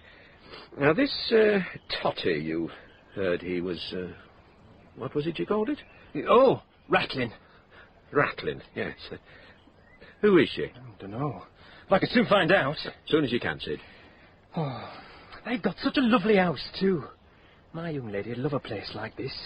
The carpets, cocktail cabinet, nice curtains with drawstrings. And that television set. It's Jacobean, is that? Is it really? Oh, don't see many of those. Jacobean tellies. I should be surprised if the Jacobeans ever saw one. If I had a place like this, I don't want to spoil it by murdering somebody. Don't know what gets into people. What I cannot for the life of me understand is what good she thought this letter was going to do her. She didn't even sign it, and she obviously changed her mind about enclosing a photograph. Yes, but doesn't it say something about writing again? Oh, true. Soon I shall send you details of how you can help. But why send a letter to a coroner, a chief constable, and a newspaper editor? Why those three? Why not just the chief constable? He seems the most appropriate in the circumstances. You don't know that she didn't send letters to other people. Maybe they just threw them away. I should. Oh, a fine confession from a detective sergeant. Well, you must admit she sounds nutty. No, I do. Oh, there was this other letter in the desk drawer I thought you might find interesting. Well, let's see. Pretty threatening, I thought. Yes. Now, here's our old friend again. Miss Teatime seems to crop up everywhere. Funny old girl. Don't make her sound decrepit, Sid. She's 52, actually, I believe. Well? Well, I'm 51, so watch it. In any case, she's very well preserved. Like you, Gov. Inspector. What's you up to now, though, I wonder? Sabotaging a dog shelter, if we are to believe Mrs. Palgrove. This is one of those if the cap fits letters. Mrs. Palgrove seems to be pretty hot on letter writing. Well, she was, rather. How long has Miss Teatime been concerned with good work, Sid? No idea. All I heard was that she'd taken some sort of secretarial job in St. Anne's Gate, and what we now know to be this Flaxborough and Eastern Counties Charities Alliance. They reckon she has private means. It's a very sharp letter. Listen. It may be of interest to you to know that certain information has reached me privately concerning the disposal of funds raised not 100 miles from here in the name of so-called charity. I am reluctant to pass this information on to the authorities, but I shall not hesitate to do so if the need arises. So you think Miss Teatime might have done in Mrs. Palgrove to save herself from being nicked for embezzlement? Well, could be. She's a fit old bird, as well as being well preserved. Oh, come, Sid, you mustn't jump too far ahead. Anyway, this was only written yesterday. Wouldn't have reached the lady until this morning. Always assuming that it was posted at all. She's strong for littling, though. Miss Teatime, I mean. She was more than a match for that chap over at Benston who tried to drown her in a cesspit. Remember? How could I forget? She's a bit of a judo expert, too, if I recall. Black belt, was it? I think I really must have a chat with Miss Lucy Teatime. Will you be Mother Lucy, or shall I? I shall, of course. And I think we might treat ourselves to some of those delicious cakes. Well, my dear Mortimer, this is a delightful surprise. I had expected that you would be fleeting back to the metropolis by now. Another matter has detained me, Lucy. I find it necessary, nay, desirable, to stay here at least for tonight. I know that gleam in your eye, Mortimer. It's the gleam of the professional correspondent in full cry. I assure you, Lucy, this is pure pleasure, and in no way tainted by business. But though I no longer follow the profession to which you refer, sure it's only natural that I should want to keep my hand in. Hardly the way I would have put it, but I'm delighted that you're staying nevertheless. So why don't you stay longer, Mortimer? You've not yet lost your London pallor. Surely you could indulge yourself in a week or so by the sea. Well, don't want to upset my client. Surely he's no longer your client. True, but in this business, new clients come from the recommendations of satisfied customers. He was satisfied, surely. I said he was. But he also seemed most anxious for me to leave Flaxborough at once. It seemed to be important, and I should. Why on earth should he want you to leave? Don't know. But I could tell from the note of urgency in his voice. He seemed quite desperate about it. I'm sure you'll appreciate what a difference has been made by this report of the doctor's, Mr. Palgrove. I understand, yes. I've been perfectly frank about it because I want to know if you can suggest an explanation of the bruises on your wife's legs. An explanation, that is, other than the sinister but obvious one. Well, hundreds of things can cause bruising. Symmetrical bruising? 5 each side and spaced so? Yes, but you don't know. I mean, nobody can say for certain, just looking at marks. I'm sorry, sir, but I think you can take it from me that these particular marks can be interpreted in only one way. Does he have to write all this down? I'm afraid the sergeant does, sir. Cigarette? It's got a bit crumpled in the packet, I'm afraid. I can't think where No, thank you.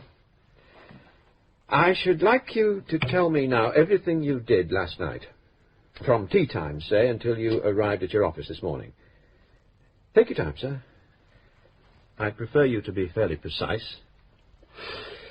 Well, this is going to sound a bit unlikely. What I mean to say is, if it's alibis you're thinking about, I suppose I just haven't got one. You mustn't worry about what you suppose I'm wanting you to say, Mr. Palgrove, so long as it's true. What I'm able to make of it is my problem.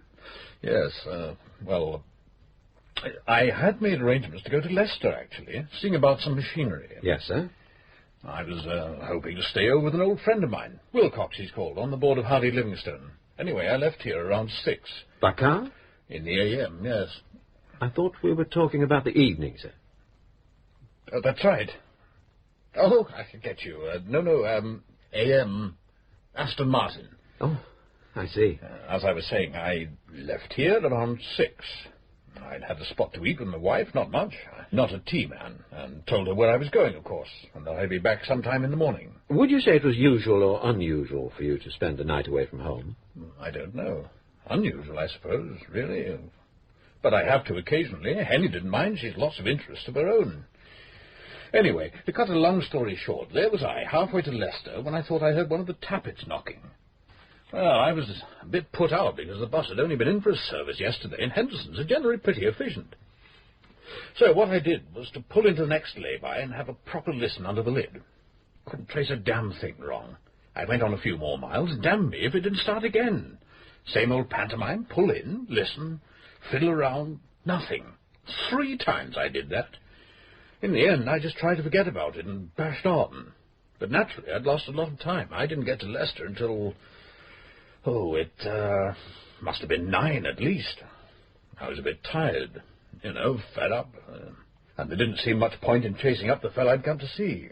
Anyway... Excuse me, sir, but wouldn't 8 or even 7 o'clock in the evening be a rather unconventional time to discuss business in any case? Well, I suppose you could say that, yes, but I just don't happen to be conventional. It doesn't pay an inspector, not these days.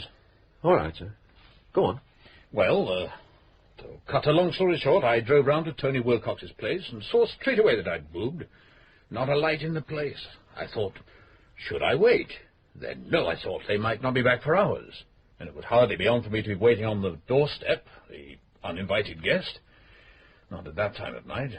So I just turned round and started back. To Flaxborough? Sure. Now then, I don't know whether you know a pub called The Feathers, just the other side of Melton Mowbray. Come in. Oh. Sorry to interrupt. Yes, Inspector. Rodley, what is it? I drained it like you asked, and at the bottom, just found this. Thought I'd better... Thank you. So. Yes. Do go on, Mr. Palgrove. Yes. This pub...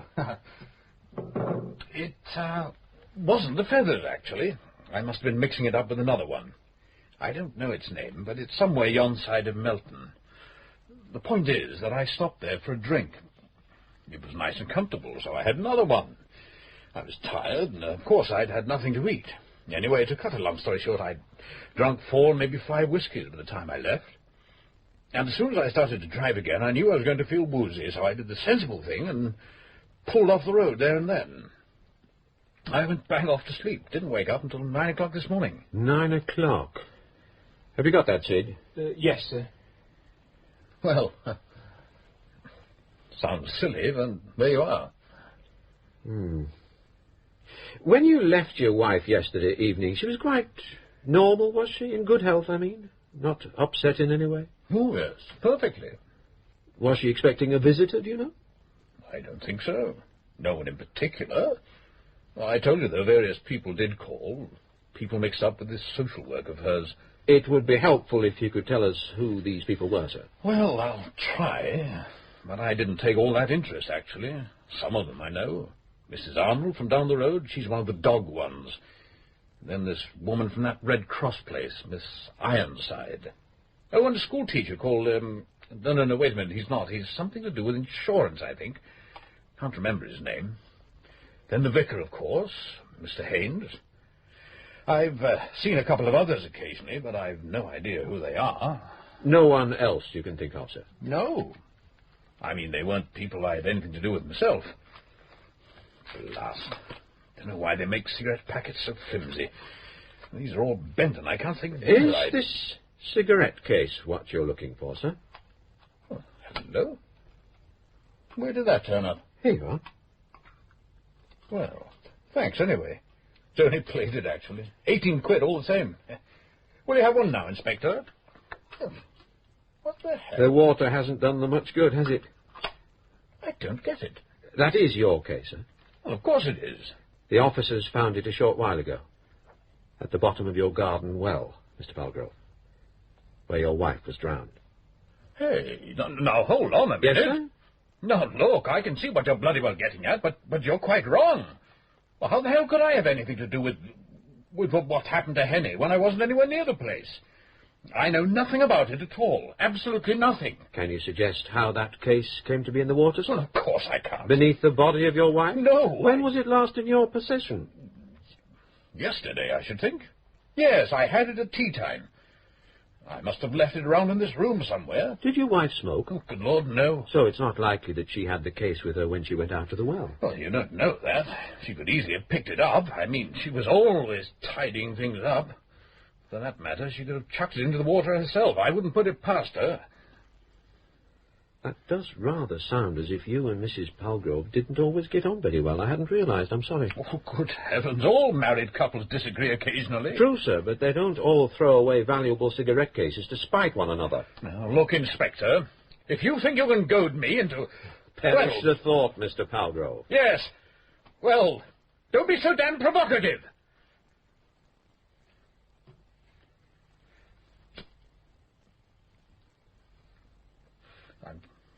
I'm sorry.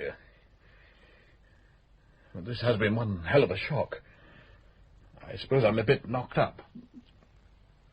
You know, the fact is that Henny and I got along as well as most. Not around each other's necks all the time, but so what? I certainly wouldn't have done her any harm. Mr. Palgrove, was your wife a wildly imaginative woman? Well, I wouldn't have said so. She was a bit gone on animals. But look, we went into all of that when you were here before. That's right, we did. But if I may say so, you're not in quite the same mood as you were then. That's perfectly natural. First reaction to shock can often take a form that people might mistake for flippancy. Did you think I was being flippant? No, sir. I think brittle would be a better word. My impression is that you're now more inclined to consider the seriousness of your own position. For instance, you said at our first interview that your wife got so worked up about some things that she was in danger of going over the top, as you put it. You spoke of her abnormality of attitude, her excitability, her passion for letter writing. But now you're taking some pains to present Mrs. Palgrove as a fairly ordinary housewife with ordinary enthusiasm and lapses of temper. Is this because you've realized that your earlier picture was certain to be contradicted by other people? Well, I've not thought about what other people might say. Why should I? I haven't done anything. If I may, sir. What? The case. I shan't deprive you of it longer than necessary. The sergeant will give you a receipt. Now, I'd like you to look at this letter, if you will, sir. Then perhaps we can talk about it. Sid? Good. I'd like you to see how Harper and Broadley are getting on with the neighbours. Give them a hand if necessary. Right-o.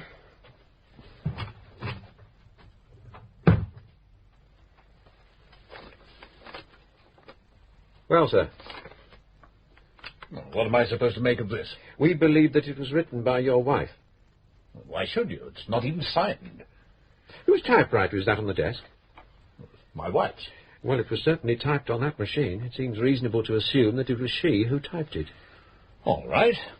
You tell me what it means. It's just a string of rubbish, as far as I'm concerned. Just rubbish. Oh, come, sir. The implication is plain enough. I'm not saying that I believe it or disbelieve it, but you mustn't pretend that you can't understand what she's getting at. Oh, it's bloody rubbish, man. I'm not going to waste my time discussing it. I can see you're upset just now, sir. I'll leave you for the time being. I'd prefer it if you didn't leave the house, though. Am I under arrest? Good Lord, no. It's just that I shall want to talk to you again later, when you've had time to collect your thoughts. Here's your brandy. Morty. Thank you, my dear. Helen. Helen. You haven't forgotten it's my night off tonight, Morty. Why else have I remained in Flaxborough? My clients in London are badgering me, of course, but I tell them plainly they must manage without me. Oh, Morty. Do I take it, Helen, that you are off for the whole night? Why, Morty, I don't know what you're suggesting. You know precisely what I am suggesting, my dear. We are surely at the stage of arranging the details. I notice there's a small ristorante in the Market Square. Pietro's? Precisely. Oh, ever so select and expensive. And expense. A meal by candlelight à deux. And then... And then? We retire for a nightcap. We could always have a nightcap at... Well, I've got a little flat overlooking the square. What could be more convenient? I will collect you at 8 for dinner at 8:30. Oh, Morty. Until then, your very good health. I must leave you. Some unfinished business, you know. Well, tra then. Au revoir. Oh yeah. Au revoir. Mr. Palgrove? Huh? I wonder if you'd mind coming out here a minute, sir. What is it now? Just looking at your car, sir. Gee, a fine beast. Proper motor is that.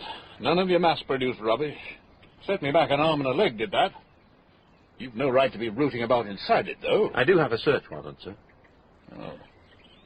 Well, what did you want? This is your service record chart. According to the garage, your registered mileage yesterday afternoon was 7,225. Would you care to check that, sir? I make it 21 miles since the car was serviced yesterday. And Leicester is, what, 80 miles from here? A return trip of 160? Well, that is... Don't you think, sir, that it might be as well if you called your solicitor before we do any more talking?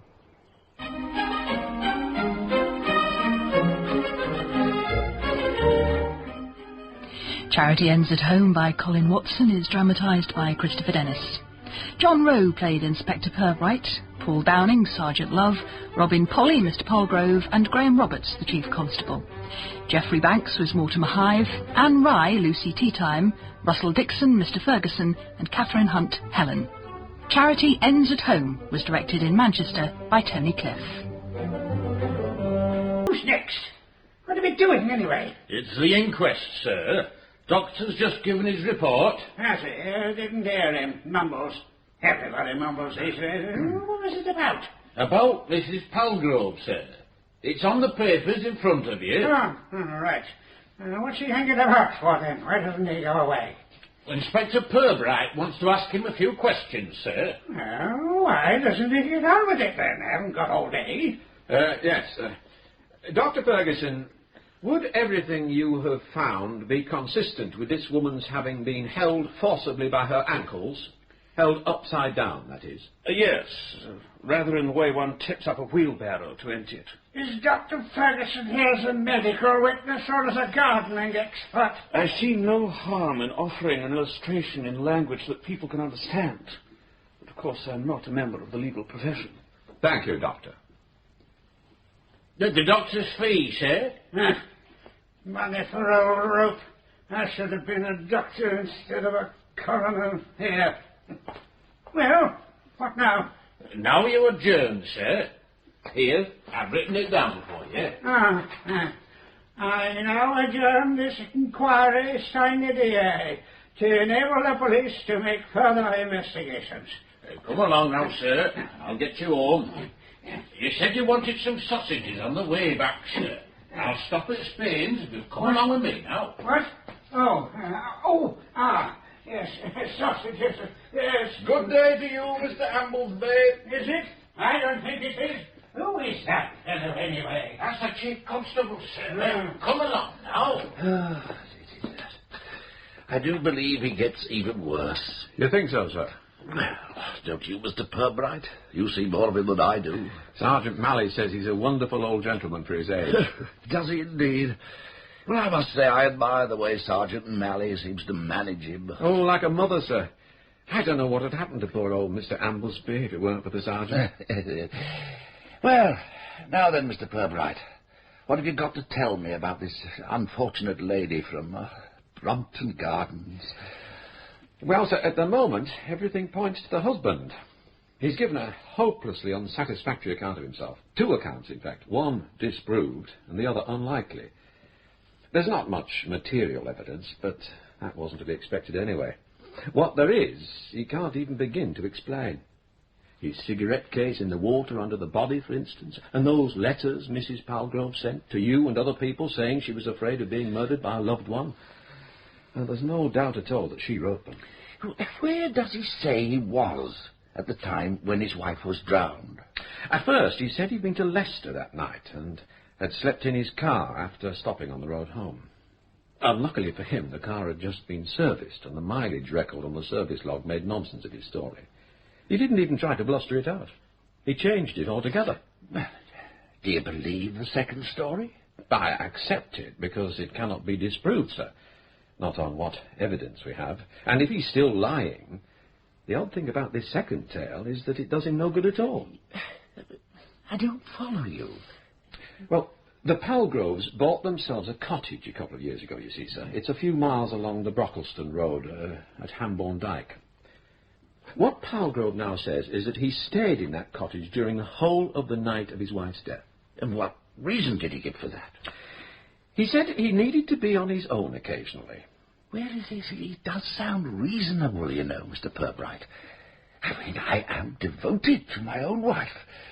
But there are times when on the face of it, yes. So why the tale about going to Leicester? Which, incidentally, he'd told in advance to his secretary at the factory. Oh, well, I think that's easily enough explained. It was the excuse he'd prepared for his wife. No woman likes to think her husband is spending a night away from home simply because he wants a rest from her. Oh, I see, sir. I'm afraid that wouldn't have occurred to me. Yes. Well, there is something else I want to mention. The suggestion is strong that Palgrove has for some time been having an affair with a married woman. Oh, gracious. This would be a much more cogent reason for his going to the cottage than a sudden desire for solitude. He doesn't strike me as the contemplative type. Do you know who the woman is? Not yet, sir. But I expect to shortly. Sergeant Love is very resourceful in these matters. I suppose you can't afford to be over-squeamish in a case like this. No, sir, you can't. It seems such a pity that these people spoil things for themselves, and for others too, of course. What do you propose to ask the lady when you find her, or when Sergeant Love finds her, rather? The situation will be somewhat delicate. Oh, it will indeed. No, sir, I didn't mean in a moral sense. Delicate in a criminal sense.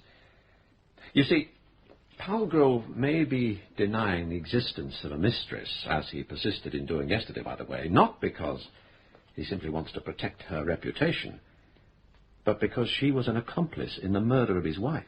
Oh, my goodness, oh, gracious. Yes, indeed, sir. You remember, of course, what Mrs. Palgrove wrote in her letter. Something about a plot, a plan. Precisely, sir. I have heard the plan discussed. If murder was being proposed, as she very plainly stated, who else but the mistress would be the second party to the conversation? It may very well be that Palgrove was, as he says, at the cottage that night. The woman, too. But he needed only to make a 10-minute car trip to kill his wife. He could have been back again in half an hour. And we needn't expect the mistress to do other than swear that Palgrove never left the cottage at all. Yes, I see how difficult the situation might prove. Well, have you any other lines of inquiry in mind, Inspector? Yes, but I entertain no great hopes of them. Sorry to hear that. Still, nil desperandum. I'm sure that something will emerge sooner or later to repay all your trouble. There was one thing Palgrove said that I'm inclined to believe. Yeah? He claimed that somebody had been following him about a good deal lately, a stranger. Why, doesn't that sound a little fanciful? Well, that's what I thought at first, but he described the man in some detail, and I think I know who he is. Not a local man, you say? No, sir, a Londoner. A Londoner. A man who follows, or followed once. A somewhat odd profession. You intrigue me, Inspector Purbright. Mr. Hive is an intriguing character. Hive? Is that his name? Yes, sir, Mortimer Hive. As I was saying, I happened to see him yesterday morning. He was going into the office of those Charity Alliance people in St. Anne's Gate. And it was to them, by a curious coincidence, that Mrs. Palgrove had sent the day before a remarkably acrimonious letter. Oh, gracious. So I think I shall try and chase Mr. Hive up and see what he can tell us. Don't you agree, sir? Well, on balance, yes. Oh, yes.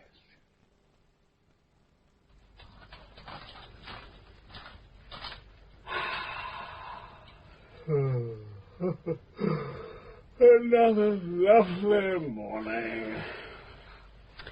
Morty. Come back to bed. Oh, in a moment, dear heart.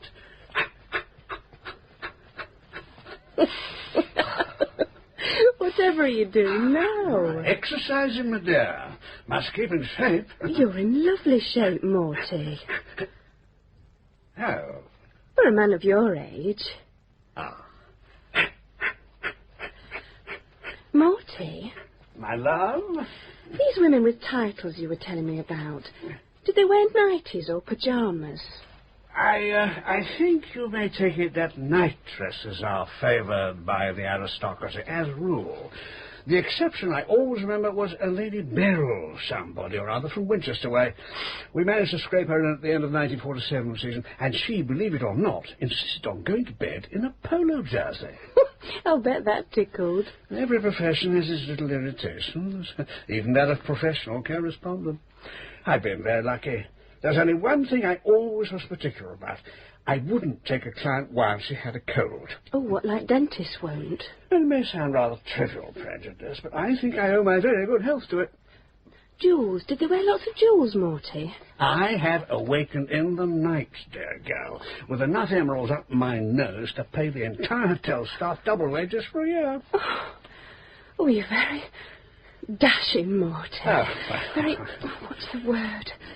Debonair? Yeah. I bet you're a wonderful private detective. Oh, do my best. This case of yours, is it to do with that woman who was murdered in Brompton Gardens? That one that was drowned in a well? I had no idea that any woman had been drowned in a well. I'm very sorry to hear it. Yes, even if it had, professional etiquette forbids me to discuss my cases with anyone, even my very dearest. Oh, I wish you didn't have to go back to London, Morty. Duty calls, dear Helen. Oh, Morty. Do come back to bed. I'm feeling ever so lonely. Oh, come back now before you tire yourself out. Coming, my love.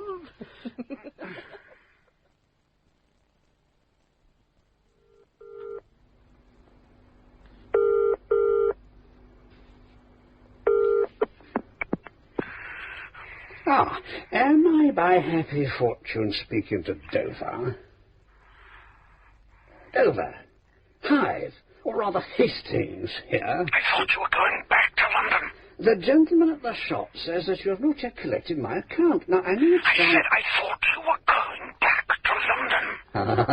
But events have conspired, very pleasantly conspired, I may say, to delay my passage. That is what I'm not interested in your private odysseys. I employed you to do a specific job, and that job is now finished. I did not employ you to pester and embarrass me. Is that clear? Mais oui, mon capitaine, you are absolutely right. I say, isn't it rather nice to be talking without all those trade terms? No wonder most detectives are bad conversationalists. Are you leaving today? I was just going to say that this good fellow at the shop... I said, are you leaving today? Well, are you returning to London today? I rather doubt it, actually. Events have conspired to... When are you going? All too soon, I fear. Tomorrow? And tomorrow, and tomorrow... I want a straight answer. And I don't advise you to waste any more of my time. No, quite. How can I best reply to your esteemed inquiry? Perhaps I should say that I have acquired commitments. Non-professional, let it be understood, amigo mio, and in no sense undesirable. But as I say, this good fellow at the shop tells me that my account, plainly wrapped, ça va sans dire, is uncollected, therefore undischarged. I do not complain, rather do I respectfully petition. You catch, perhaps, my drift? I want your money at once, on the nail, like a cat's meat man or something. Cat's meat, I'm afraid that illusion defeats me. Sauce for ganders, I would have thought was the commodity in question. £12, on account. I can leave £12 for you at the shop at about 4:15, not before. Guineas? Oh, very well. Guineas. That would be a most welcome accommodation, really would. In return, I want a definite undertaking from you. Yours ever to serve, mon général. I shall leave you that money on the condition that you get out of Flaxborough tomorrow. The rest I'll post on for you, but you are to be away from this town tomorrow. Is that clearly understood? Well... I said, is that understood? I understand what you want, yes, but I really cannot see why I should... Do you want this money or don't you? Oh, certainly do. Making a good impression on the fair sex is considerably more expensive at my age. Time was when the lady paid for candlelit dinners. With your candlelit dinners. You'll be on your way back to London in the morning. That is my inalienable intention. Then don't let me hear from you again.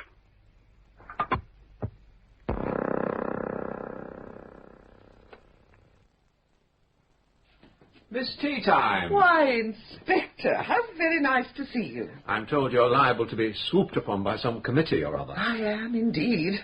But who told you that? I called at your office at the Charities Alliance, the lady there. Ah, yes, that would be Miss Joyner, I expect. Built like a beanpole, rimless spectacles and a hat like a field helmet. A very fair description. She told me that it was your day on at the hall here, and that I should hie me hither in great haste if I wished a word with you before the Hobbies and Needlework Subcommittee descended upon you. Very baroque turn of phrase, Miss Joyner, but accurate. So, I'll be very policeman-like and come straight to the point. By all means. You don't mind if I sew Teddy's ear on while we talk? I beg your pardon? Teddy's ear. This bear, as you can see, he's earless. Oh, not at all. Now, perhaps you've heard already of the death of Mrs. Henrietta Palgrove. She was drowned the night before last in an ornamental well in the garden of her home. I did know, yes. A shocking affair. It's been quite widely discussed, of course. I imagine so. She'd be well known among social workers, committee members, people like that? Oh, certainly. She was an exceptionally active lady, was Mrs. Palgrove. It might be argued that active people are more liable to make enemies than the passive ones. Or would it be wildly unreasonable to expect this to apply in the field of good works? I think you know as well as I do, Inspector, that there is no more fertile soil for the burgeoning of homicide than among the wilfully charitable. You shock me, Miss Teatime. Oh, no, I do not. You would not be here now if your thoughts had not been following the same line. You mustn't make too much of this. The person who killed Mrs. Palgrove is very clearly indicated by the evidence. I've no doubt that that person will be arrested and charged quite soon, but every other possibility must be examined thoroughly in the meantime. And am I one of the other possibilities, Inspector? You received a letter yesterday from Mrs. Palgrove. That is correct. Have you read it? No. Yes, of course you must have done. I suppose a copy was in what I believe are called the effects of the deceased. It was a very threatening letter, Miss Teatime. I can see that you're not accustomed to handling the correspondence of charitable societies, Mr. Purbright. If one took seriously every hint of nefarious goings-on, one would have no time left for the collection of funds. And what would our animals do then, poor things? There is no truth, I take it, in the suggestion that there has been misappropriation of funds. None, of course. It is misapprehension, not misappropriation, that bedevils the work of charities. People do not realize how high is the cost of administration nowadays. My goodness, Inspector, there's a great deal more to it than waving a collecting box. Which reminds me, any loose change you have on you will do. Oh. I find one accumulates so much of it these days, don't you? That walking becomes rather difficult. Yeah, of course. Just my little charge for allowing you to interview me. There. Oh. There. Thank you. Purely as a formality, Miss Teatime, you do understand that. Could you just tell me where you were on the night of the 12th? The night before last, that is. From 10 o'clock onwards, eh? In bed, Inspector. Where else? It clearly would be impertinent of me to ask if there is anyone of whom I might seek corroboration of that. Not in the least. I should take it as a compliment. But no, I've left things rather late. To tell the truth, it's regarding the physical side of marriage that I've always been apprehensive. Ah. There so seldom seems to be enough of it. Oh, dear me, is that the time? I fear that the committee will be bearing down at any moment. Is there any other matter in which I may try and help you, Inspector? Miss Teatime, do you happen to be acquainted with a man called Hive? Mortimer? Well, fancy your knowing Mortimer Hive. Oh, yes, we are old friends. What does he do, precisely? As a matter of fact, he's in your own line of business, Inspector. Mr. Hive is a detective. A private detective, of course, not on the panel, so to speak. He doesn't look much like a detective. No? Well, he wasn't brought up to it, you know. But he had a very distinguished career in what I suppose is an allied calling. He was until very recently a groundsman. Groundsman? A little joke of his, Inspector. Mr. Hive was a professional correspondent. He provided grounds for divorce, you know. Ah. Of course, you will not let this go any further. Why? Is it a secret? Oh, no, not at all. But Mortimer's at that age when men tend to be a little vain and a little touchy about their physique. His close friends are well aware that he retired from business for reasons of health, if you follow me. But I suspect he would feel hurt if the facts were made generally known. Do you know why he's here in Flaxborough? Well, that is a question which I think you should address to him in person, Mr. Purbright. The most I can properly say is that his engagement is connected, as you might imagine, with the infidelity of one of our fellow citizens. Oh. Incidentally, I believe the Count, as Mortimer would call him, has now terminated it. The engagement, I mean, not the infidelity. Although perhaps that has lapsed as well. Can you suggest why Mr. Hive has been keeping the husband of Mrs. Palgrove under observation? Now, Inspector? Not even in the strictest confidence? I really cannot tell you anything more.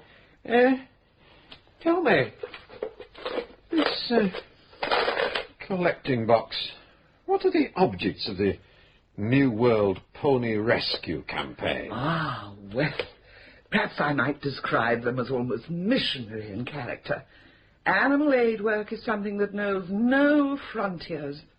And, as you will know, in America, the horse is man's helpmate on a far greater scale than in a little highly mechanized country like England. Really? Oh, yes. Have you not visited America, Mr. Purbright? I'm afraid not.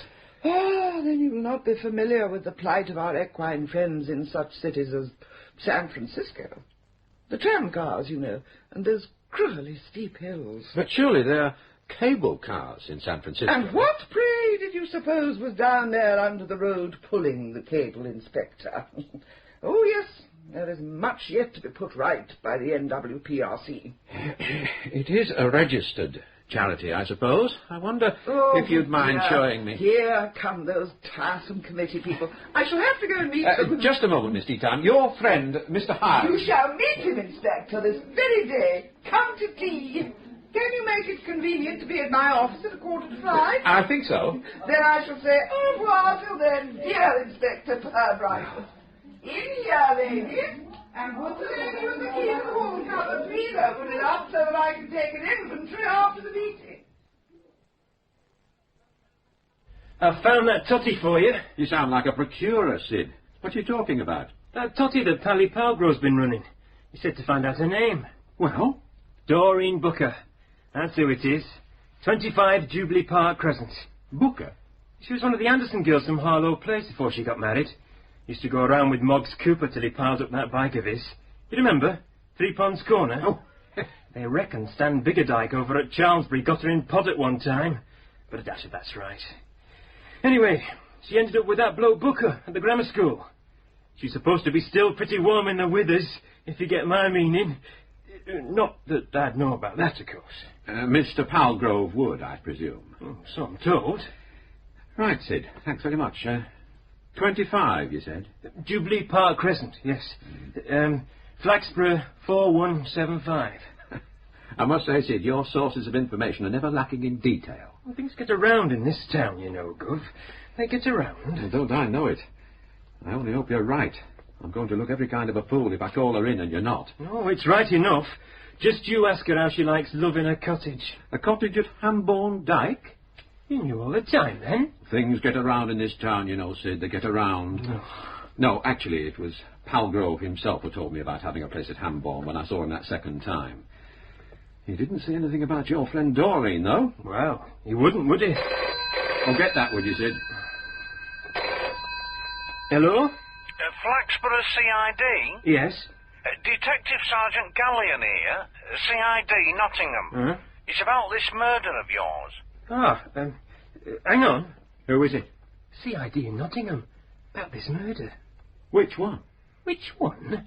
How many have we got? You must let them know that we're just as sophisticated in Flaxborough as they are in Nottingham. Which one? Mrs. Palgrove, is it? That's one of the ones that Inspector Purbright's dealing with. Oh. I'll put you through to him now. Yakov. Purbright? Inspector, I realise you're a very busy man, but it's got to do with that Mrs. Henrietta Palgrove? Oh, yes. Just getting the file. Right, well. We have some information that you might find useful, sir. The superintendent said I was to telephone you in case you'd like it followed up. Oh, that's very good of you. A chap called Jobling came in this morning, you see. He's a partner in a photographic firm here in the city. They sell cameras and equipment and do printing and developing as well. Mr. Jobling said that 2 weeks ago somebody had come into the shop and ordered some copies of 2 positive prints. 21 of one and 3 of the other. That was on Saturday, the 2nd of this month. Yes? Well, exactly a week later, last Saturday, the 9th, the chap called back to collect his order. Now, it seems there'd been some sort of slip-up in the processing department. The batch of 21 copies had been done all right, but somebody had mislaid the other photograph, the one from which 3 prints were supposed to have been run off. Jobling said the chap was fearfully annoyed, but... What was the customer's name? Oh, half a minute.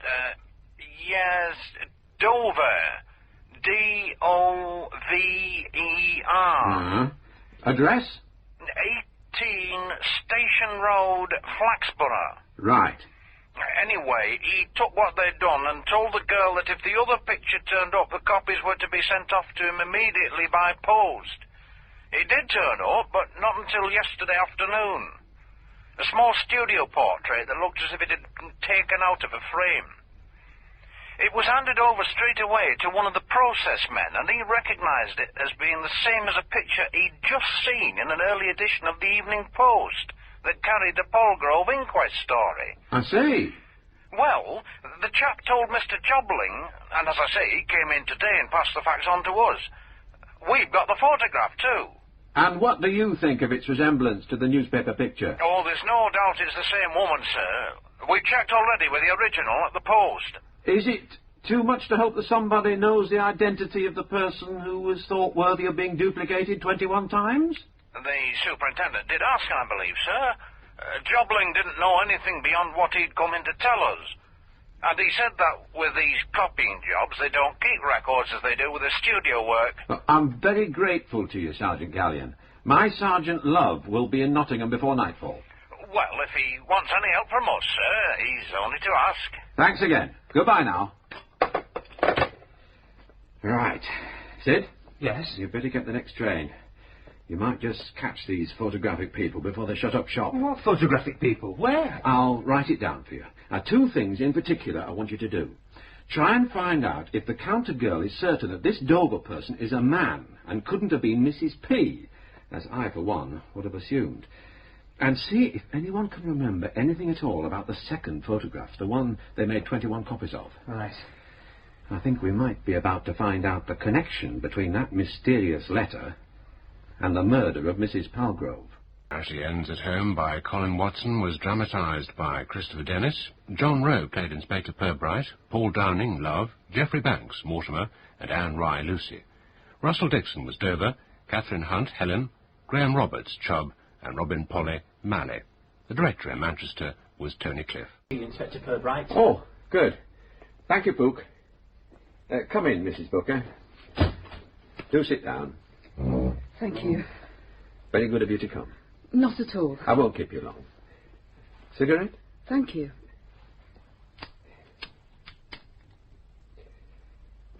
I assume you've heard that Mrs. Henrietta Palgrove was found drowned in an ornamental well in the garden of her home a few days ago. Well, it was in all the papers. Exactly. I must speak to you frankly and in absolute confidence, Mrs. Booker. Yes? You know Mr. Palgrove pretty well, don't you, Mrs. Booker? Well, sort of. Yes, I suppose so. How long have you known him? Not all that long, really. About a year. But you are on close terms, intimate terms. Look, I'm sorry, but we can't talk usefully until we acknowledge this basic situation. Now, never mind that awful police court word, intimate. You're fond of each other. You like to make love together when the chance offers. That's the situation, isn't it? Well, yes. Had Mr. Palgrove told his wife that he was in love with someone else? Oh, no. I'm sure he didn't. Did you ever meet Mrs. Palgrove? Yes, once or twice. She was on some of the same committees as Kingsley. Kingsley? My husband. I met her sometimes at garden fetes and bazaars and things like that. Was Mr. Palgrove present as well? Only once, I think. Len doesn't like that sort of thing. Did you ever telephone Mr. Palgrove at his home? No, I don't think so. Not at his home. We were always very careful. You never discussed anything with Mr. Palgrove at any time when his wife might conceivably have overheard? Now think carefully, Mrs. Booker. Why are you asking me all this? Did she... Is she supposed... Did she what, Mrs. Booker? Did she kill herself? No, we don't think so. We believe she was murdered. No. Oh, God. Oh, now, God. How do you suppose it happened, Mrs. Booker? You can have no serious doubts as to who was responsible, can you? I mean, did you know that he might do that, that he intended... No. But he met you that night, didn't he? He says he came out to the cottage. Well, I wasn't there. I should have been, but I couldn't get there. You had arranged to meet that night, though. I wasn't anywhere near on Tuesday night. I was in Nottingham, at a hotel. A friend of mine can tell you. She was with me. Brenda Foster. Ask her. 28 Queen's Road. She'll tell you. Or ask my husband. He saw me off at the station. And I've got the hotel bill. Here. Wait a minute. Might be in my bag. Oh, no. That's right. It's at home. But I'll let you see it. I'll bring it in. And I'll see Brenda. Have you told your husband? Oh, you don't have to let him know. No, please. You'll have to be prepared for his finding out. It's not altogether in my hands now. Oh, I see. Oh, are you Sergeant Love? Ah, yes. Detective Sergeant from Flaxborough? Yes. Just visiting Nottingham in the course of my investigations. Murder, you know. Oh, well, I was expecting somebody. Well, Ode. Ah, well, I don't know Mr. Dublin said you wanted me. You must be Miss Evanson. Yes. Please sit down, Miss Evanson. Please, call me Jackie. Oh, right then. Short for Jacinda. Ah, well, Jackie. Not Jacqueline. No, I see. Well, Jackie, it's about these photographs, the 21 copies. Do you remember the man who ordered them? This Mr. Dover? Oh, I'll say. I remember him all right. I didn't like him. He was very bossy. And that's why you remember him, is it? Well, not only that. I remember him because of the picture partly. The picture of the lady? No, the other one. It wasn't a proper photograph, you see, just a picture cut out of a magazine or something. And I said, well, that one won't copy very well. And he said, why? And I said, well, it's not a proper photograph. Look, you can see it's what we call a half-tone reproduction, and it won't copy, not all that clear. And then he said, well, I want it done just the same, and thanks for the lecture, but will you kindly get on with it, miss? So I said, just as you like then, but don't blame me if it looks all muzzy. Oh, quite right. Do you think you could describe this fellow, Miss Evanson? Well, like I said, bossy and sarcastic. It was dreadfully rude the second time he came in. You know, on one of those pictures that got lost. Yes, but what did he look like? Well, nothing much to look at, really. Sort of young, middle-aged, not tall, a bit pasty-looking. Oh, and pop-eyed, I noticed that. His suit could have done with a press, too. Fuller of ice? Oh, I don't know. Sort of muddy-coloured, I think. I wasn't all that bothered. Eh? Didn't notice that either. I'm not sure that he had much. Mousy, I think. Thin and mousy. Anything else you can remember? Afraid not. Thank you very much, Jackie. You've been a great help to me in my inquiries. Oh, pleasure, I'm sure. Try. There's just one more thing, though. Yeah? This picture, the one he wanted 21 copies of, do you think you could describe the person it showed? Oh, but it wasn't a person. Wasn't a person? No, it was a dog. A what? A dog. A little woolly dog. Begging. Mortimer, we've gone into this already. I've given Mr. Purbright an undertaking, and I do not care to dishonour it. You must at least see what he wants. Really, Lucy, a policeman? Mr. Purbright is not at all a policeman in our sense of the word. He's a most charming man, and, as I hope and believe, a tactful and realistic one. I bet he doesn't know about Uncle McNamara. There's no reason why he should interest himself in our good treasure. He's far too busy trying to find out what happened to poor Mrs. Palgrove to worry about charity registration formalities. Mrs. Palgrove? Which Mrs. Palgrove? The Mrs. Palgrove, naturally. But is her husband called Leonard? Owns a factory or something? Yes, odious man. Fast cars and hair oil. A bottom pincher. She was drowned, you know. Didn't you read about it in the newspapers? How extraordinary. Leonard happens to be my correspondent. Or was going to be, rather. The case? Yes. Well, well, what a small world it is. Good day to you. Good day. Purbright, Detective Inspector, Borough Police. Oh, yes. I'm interested in certain photographs. Photographs? Never handle that sort of thing. You should know better than to ask. Well, what I mean is... All right, then. Here. All I got. Honest. Great bosoms of the world. We seem to be at cross purposes. The inquiries I am making concern an order for 3 photographic prints that was placed with a Nottingham firm by somebody who gave this address. What kind of prints? Well, not this kind, certainly. Ah. The name given with the order was Dover. I know that's not your name, but I'd like to know who Mr. Dover is and where I can find him. Don't think Dover's his real name, mind. Seen him about sometimes, but I don't know... Why should you have given this address? Accommodation address. Pays so much a week. He gets letters then, does he? Aye. Anything for him at the moment? Aye. Here. But do you think you ought... Thank you. To do that? An account for services rendered by... do you know a man called Mortimer Hyde? No. Don't worry, I'll keep this. I'll explain to Mr. Dover when I see him that this letter was taken away on my responsibility. If he comes in before I can do so, you'd better refer him to me.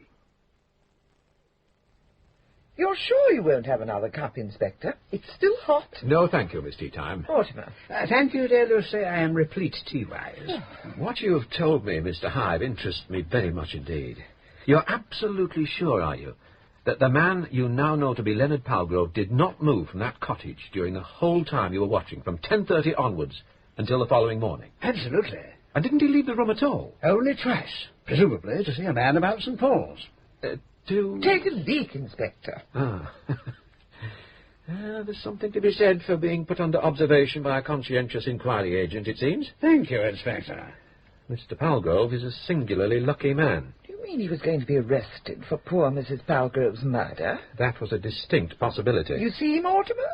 Aren't you glad that I dissuaded you from rushing back to London? Well, as things have turned out... Had you made arrangements to return before today? I was going to return yesterday, as a matter of fact, but there have been so many counter-attractions. Well, I trust they will not diminish. I'm going to need you. And I must leave tomorrow.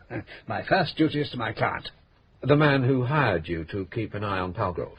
His wife, Anne Palgrove, yes. But he isn't your client any longer. Until he pays up, he is. Mortimer very foolishly made this man a promise. He undertook to leave Flaxborough not later than tomorrow. Do you know why he was anxious for you to go? Well, no. But you know, Inspector, do you not? I think so. It is clearly your duty, Mortimer, to tell the Inspector this man's name. Oh, that's all right. I know his name. It's Booker, Kingsley Booker. He's a master at the grammar school. Indeed, both you and I, Mr. Hyde, met him there the other night, the Careers Symposium. You were a little, tired, if you remember. I remember very well. It was Tuesday, the night I was telling you about. Yeah, but how do you know about Booker? I've spoken with his wife. That's more than I've done. Did you ever get your camera back? I did. Some idiot had hidden it in a cupboard. And that car? Did you find out who immobilized your car? Well, I suppose it's just a high-spirited sort of town. Like Gomorrah. No, Mr. Hyde. As a good detective, you've already decided that these things were not fortuitous. You've seen them as part of a systematic attempt to keep you away from that cottage at Hambourne Dyke. Yes. Well, of course. You have also recognized as belonging to the same scheme the way you were maneuvered that evening into taking part in that brains trust thing. Oh, well, yes. And then, when you had persisted, despite all obstacles in carrying your assignment through, you must have seen your brusque dismissal as a sign of your client's dismay at the frustration of his plans. Oh, true. Very true. What do you know about Mr. Booker, Miss Teatime? Well, my impression is that he's a pedagogue of the rather more obnoxious kind. Even among professional committee sitters, he's noticeably arrogant, prudish, sententious, intolerant, and ambitious. His uncharitableness is of the order that ensures rapid preferment in the sphere of social welfare. He is an animal lover. That, too? So he would be a collaborator of Mrs. Palgrove. They were as thick as thieves. I see. Were you surprised, Mr. Hyde, when Mrs. Booker failed to arrive at the cottage on Tuesday night? Very surprised. It was a most elaborately arranged assignation. Really beautifully done. The idea was that she was supposed to be spending the night in Nottingham. But perhaps she told her. That's exactly where she did spend the night. Good Lord. But her friend was supposed Her to... husband saw to it that she was on the train with that friend of hers. He took her to the station. Well, really? Ah, I see you've reached the correct inference already. Huh? You were employed by Booker for no other purpose than to learn in advance of a specific arrangement by Palgrove and Doreen Booker to spend a night together. Booker knew that he had only to prevent his wife at the last minute from keeping the appointment for Palgrove to be stranded for the night, or for the relevant part of it, with no means of proving that he had not been at home murdering his wife. Better still, from Booker's point of view, was the strong likelihood that Palgrove would actually try and provide himself with an alibi for the sake of his respectability, an alibi that was bound to be disproved once a murder investigation got underway. Now we can see, Mr. Hyde, why your perseverance beyond the point at which Booker wanted you to quit was so embarrassing to him. You know, what's rather puzzled me right from the beginning is why Booker picked on Mrs. P. I thought a lot about this, but I can't quite see the logic. Now, Mortimer, you must stop hiding your light under a bushel. False modesty does not deceive a shrewd young police inspector, as it might me. Admit that you know perfectly well why Mr. Booker behaved as he did. Or am I to guess, and will you say if I'm right? All right, Lucy, you can guess. I've already mentioned that Mr. Booker impresses me as an arrogant and uncharitable man. With arrogance goes jealousy and a tendency to be vengeful. Someone has stolen his wife. Very well, that man must lose his. But as he obviously doesn't much value her, the account must be balanced by extra payment. What more fitting than conviction for murder, and what more convenient to arrange? The life of some perfectly innocent, if not particularly endearing woman, is an irrelevancy in the reckoning of a gentleman such as Mr. Booker. Oh, full marks, Lucy. Yes, indeed. I wonder, Miss Teatime, if you'd care to try another piece of mental divination. You do seem rather good at it. And tell me, what do you suppose was in Mrs. Palgrove's mind when she wrote this letter? Here. How on earth was she induced to write such a thing? Why, Inspector, this is a standard piece of modern public relations technique. It's a whimsical method of soliciting donations, you see. The letter purports to have been penned by a dog, in danger of being put to sleep to satisfy human convenience. A picture of the beast is appended as a rule in order to sharpen the appeal to the emotions. Sometimes there's a paw print at the bottom. Very heart-tugging, you must agree. A dog? Then that letter had nothing to do with Mrs. Palgrove's death. It was just coincidence that a number of people received it on the same day as she was killed. It's for you to decide that, Inspector. For my own part, I should be inclined to be wary of coincidences. Well, we shall probably never know for certain, but it's quite conceivable, then, that it was Booker who devised the letter and prevailed upon Mrs. Palgrove to type out copies. And these he undertook to post for her. He could have kept them until the right moment arrived, removed the attached photographs, you'll notice the pinholes, by the way, and then sent them, or some of them, to the people he thought would best serve his purpose. I think it was originally his intention to substitute for the animal photograph a print of a picture of Mrs. Palgrove herself. We know that he ordered 3 such copies from a Nottingham firm, but something went wrong and they weren't delivered in time. You're being remarkably frank with us, Inspector. What you mean is that I'm being remarkably indiscreet. You may be right. But in saying these things to Mr. Hyde, I prefer to think of myself as confiding in a professional colleague. The point is that I am faced with a considerable difficulty. It is from Mr. Booker that an indiscretion is required, not from me. But how is he going to be persuaded to commit one? What evidence we have against him is in solution, so to speak. It needs one admission from him around which to crystallize. Suppose, You see, the last time I was talking to that fella, he practically threatened me, and I didn't like it. Guilty conscience, obviously. I wonder if I were to upset him a bit more. Now, do be careful, Mortimer. I think I'll ring him again. May I use your phone, Lucy? Oh, well, just a minute. Is there an extension? That is the extension. The switchboard is in the next room but one as you go away from the staircase. There'll be no one there at the moment. Oh, give me a few seconds, though I don't suppose he'll give anything away over the phone. Try and make an appointment. That'll give us time to arrange things.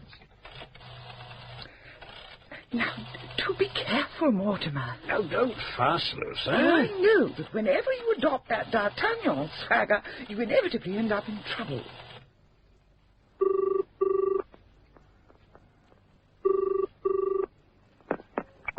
Booker here. And don't ring off. This is extremely important. Who is that? Hastings, but don't ring off.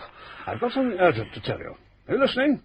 Dover, I said, are you listening? All right. What is it? Well, don't you know? The money, it's there. I sent a boy. I don't mean the money. I'm talking about Folkestone. I don't think I follow you. Folkestone. I know who he is. Well? He's a man called Palgrove. His wife... Now, look here, Hyde. I'm not concerned with this business anymore. It's all forgiven and forgotten. You'll have the rest of your money just as soon as I pick up your account. Or tell me what it is now, if you like. But... I'll put a cheque in the post tonight. Will that suit you? Well, it's 85 guineas, actually. I tell a lie. 89. There's been quite a lot of... It'll be waiting for you when you get back to London tomorrow. No, I'm not going to be paid off like a taxi driver. I consider that you owe me an explanation. Of what? Well, it's all right, then, of this wretched woman's murder. This conversation is becoming a little too foolish to be continued over the telephone. I think it'd be better if you come over here. Straight away, if you wouldn't mind. Hello? Hello? Well done, Mr. Hyde. Ah, my dear Inspector, did you hear that? We are to beard him in his den. One thing must be understood. In your own interests, you must avoid provoking the man too rashly. I shall keep as close to you as I can without arousing his suspicion. If he incriminates himself in my hearing, well and good. But for heaven's sake, don't drive him into making an attack on you or anything like that. My dear chap, this is no time for boasting, but if you think I have never faced danger, you're sadly mistaken. I have collected my fair share of honourable scars, as Lucy here will tell you. I will tell the Inspector nothing of the sort, Mortimer. Neither bedroom nor barroom wounds qualify for medals in this country, and even those have long since healed in your case. It's only your juvenile exuberance that is undiminished, and I'm afraid that it'll get you into trouble. Heavens above, woman! Would you have me grow old? I'm a soldier of fortune, and justice is my new captain. Off we go, Inspector. Bye-bye, Lucy. Wish me well. In a pig's eye, I will. If I let you out on your own, you'll be trying all sorts of Rupert of Hentzau nonsense. I'm coming with you.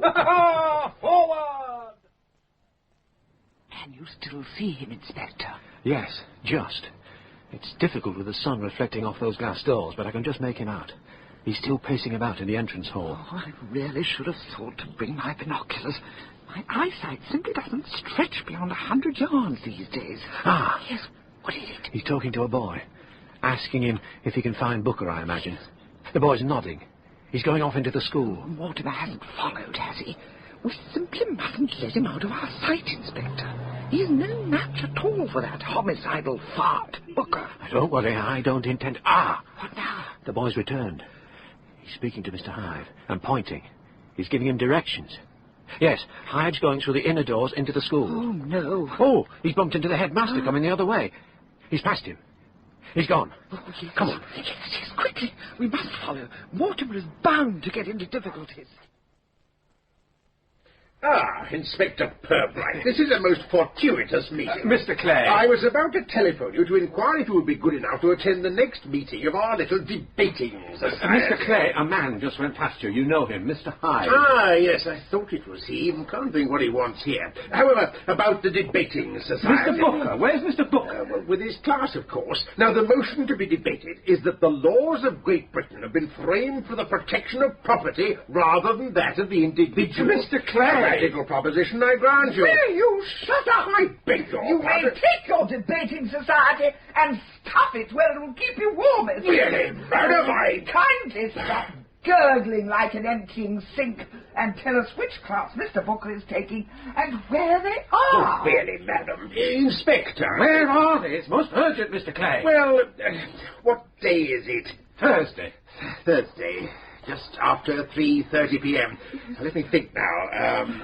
Yes, swimming. Swimming, they're getting ready for the pool. Mr. Booker should be in there already. The swimming pool? Where is it? Which way? Why, I must say... There as it can. Tell me or I'll choke the life out of you. Straight through the hall and Come on. back. Do hurry, Inspector. I say! You boys! Me! Both of you! The swimming pool! Where is it? Through them doors! Right! Locked! Break them down! Break them down! Inspector, I really must... Quick, lads! Get one of those benches between you. You'll have to break the doors down. You are? Oh, don't stand there like a pair of constipated kippers! Do as he says! Break them down! At once! Yes, miss. Right, you, miss. Inspector, stop this! Who is this lady? Madam, I demand to know what you're doing on my premises! Now, do you know what a battering ram is? Battering ram? Wow! Well? You! No, Dad! Well, come on then, with me. Smash the doors down. Stop that! Stop that at once! Shut up! 1, 2, 3. Have you gone mad, Inspector? And again. 1, 2, 3. What on earth? Boys, stop that at once! The inspector told us to, sir. He's helping us. Got to do what the inspector says, sir. It's going. And again. 1, 2, 3. Look! There's somebody in the water! Mortimer! What's old Booker doing? All right, Booker. Let him go. What is happening? You boys round the pole that way. I'll stop him this side. If he tries to run for it, stop him. Stop him? Hit him. Hit Mr. Booker. As hard as you can. Kick the bastard in the goalies! That'll stop him! Mortimer! Help me to drag him out, Inspector! I got him. Leave him to me. Mortimer! Mortimer! You drowned him! Let me at him! No, Mortimer! Mortimer! How are you feeling now, Mr. Hive? Fine, Inspector. Top of the world, you know. Bit sick from all that chlorine, but... Here now, Mortimer. Drink this at once. Every drop now. What is it? Hot beef tea. Beef tea? It was all that Matron had in stock. But don't worry, I found a quarter bottle of brandy that poxpit of a headmaster had hidden in his desk and tipped that in. You interest me strangely. And keep that blanket round you. You're still shivering. Oh, do stop fussing, Lucy. I'm perfectly all right. It's lucky for you that Miss Teatime is so expert in administering the kiss of life. I really thought you were a goner then. I never cease to be amazed at the diversity of your skills, Miss Teatime. Oh, one picks up all kinds of handy little knacks as one journeys through life. You must have had a very full and interesting life. Indeed I have, Inspector, and I intend to enjoy more of the same. But whether you will or not, Mortimer, will depend upon your keeping out of bravura scrapes of this sort in the future. Oh, we got him there, Lucy. We got him. Correction. He got you. Do you suppose I might get some sort of award for gallantry? Always impresses the ladies, that sort of thing. If he had held you underwater for another 30 seconds, any such award would have been posthumous. But I was the bait, you see, Lucy, to catch the bounder. There's only one thing worrying me. And what's that, Mr. Hive? Well, now that the bounder's under lock and key, and as I was instrumental in putting him there, I don't suppose he'd be too keen on settling his bill. And I was rather relying on that money to take a certain young lady away for a weekend at that perfectly delightful resort along the coast, Brockleston-on-Sea. I don't suppose police funds could help me out in the circumstances, Inspector, as I find myself temporarily strapped for the readies, and... I'll see what I can do, Mr. Hive, in the circumstances. And then again, I shall have to replace this suit, of course. I mean, a fella can't escort a cher ami into a five-star hotel looking as if he's sleeping rough, can he? Oh, Mortimer. I mean, far be it from me to ask for, Anne Rye, Lucy Teatime, and Geoffrey Banks, Mortimer Hive. Peter Rylands was Brooke, Trisha Wilcock, Doreen, Catherine Hunt, Jacinda, Peter Wheeler, Clay, Chris Hargreaves, Fry, and Russell Dixon, the murderer, Booker. Charity Ends at Home was directed in Manchester by Tony Cliff.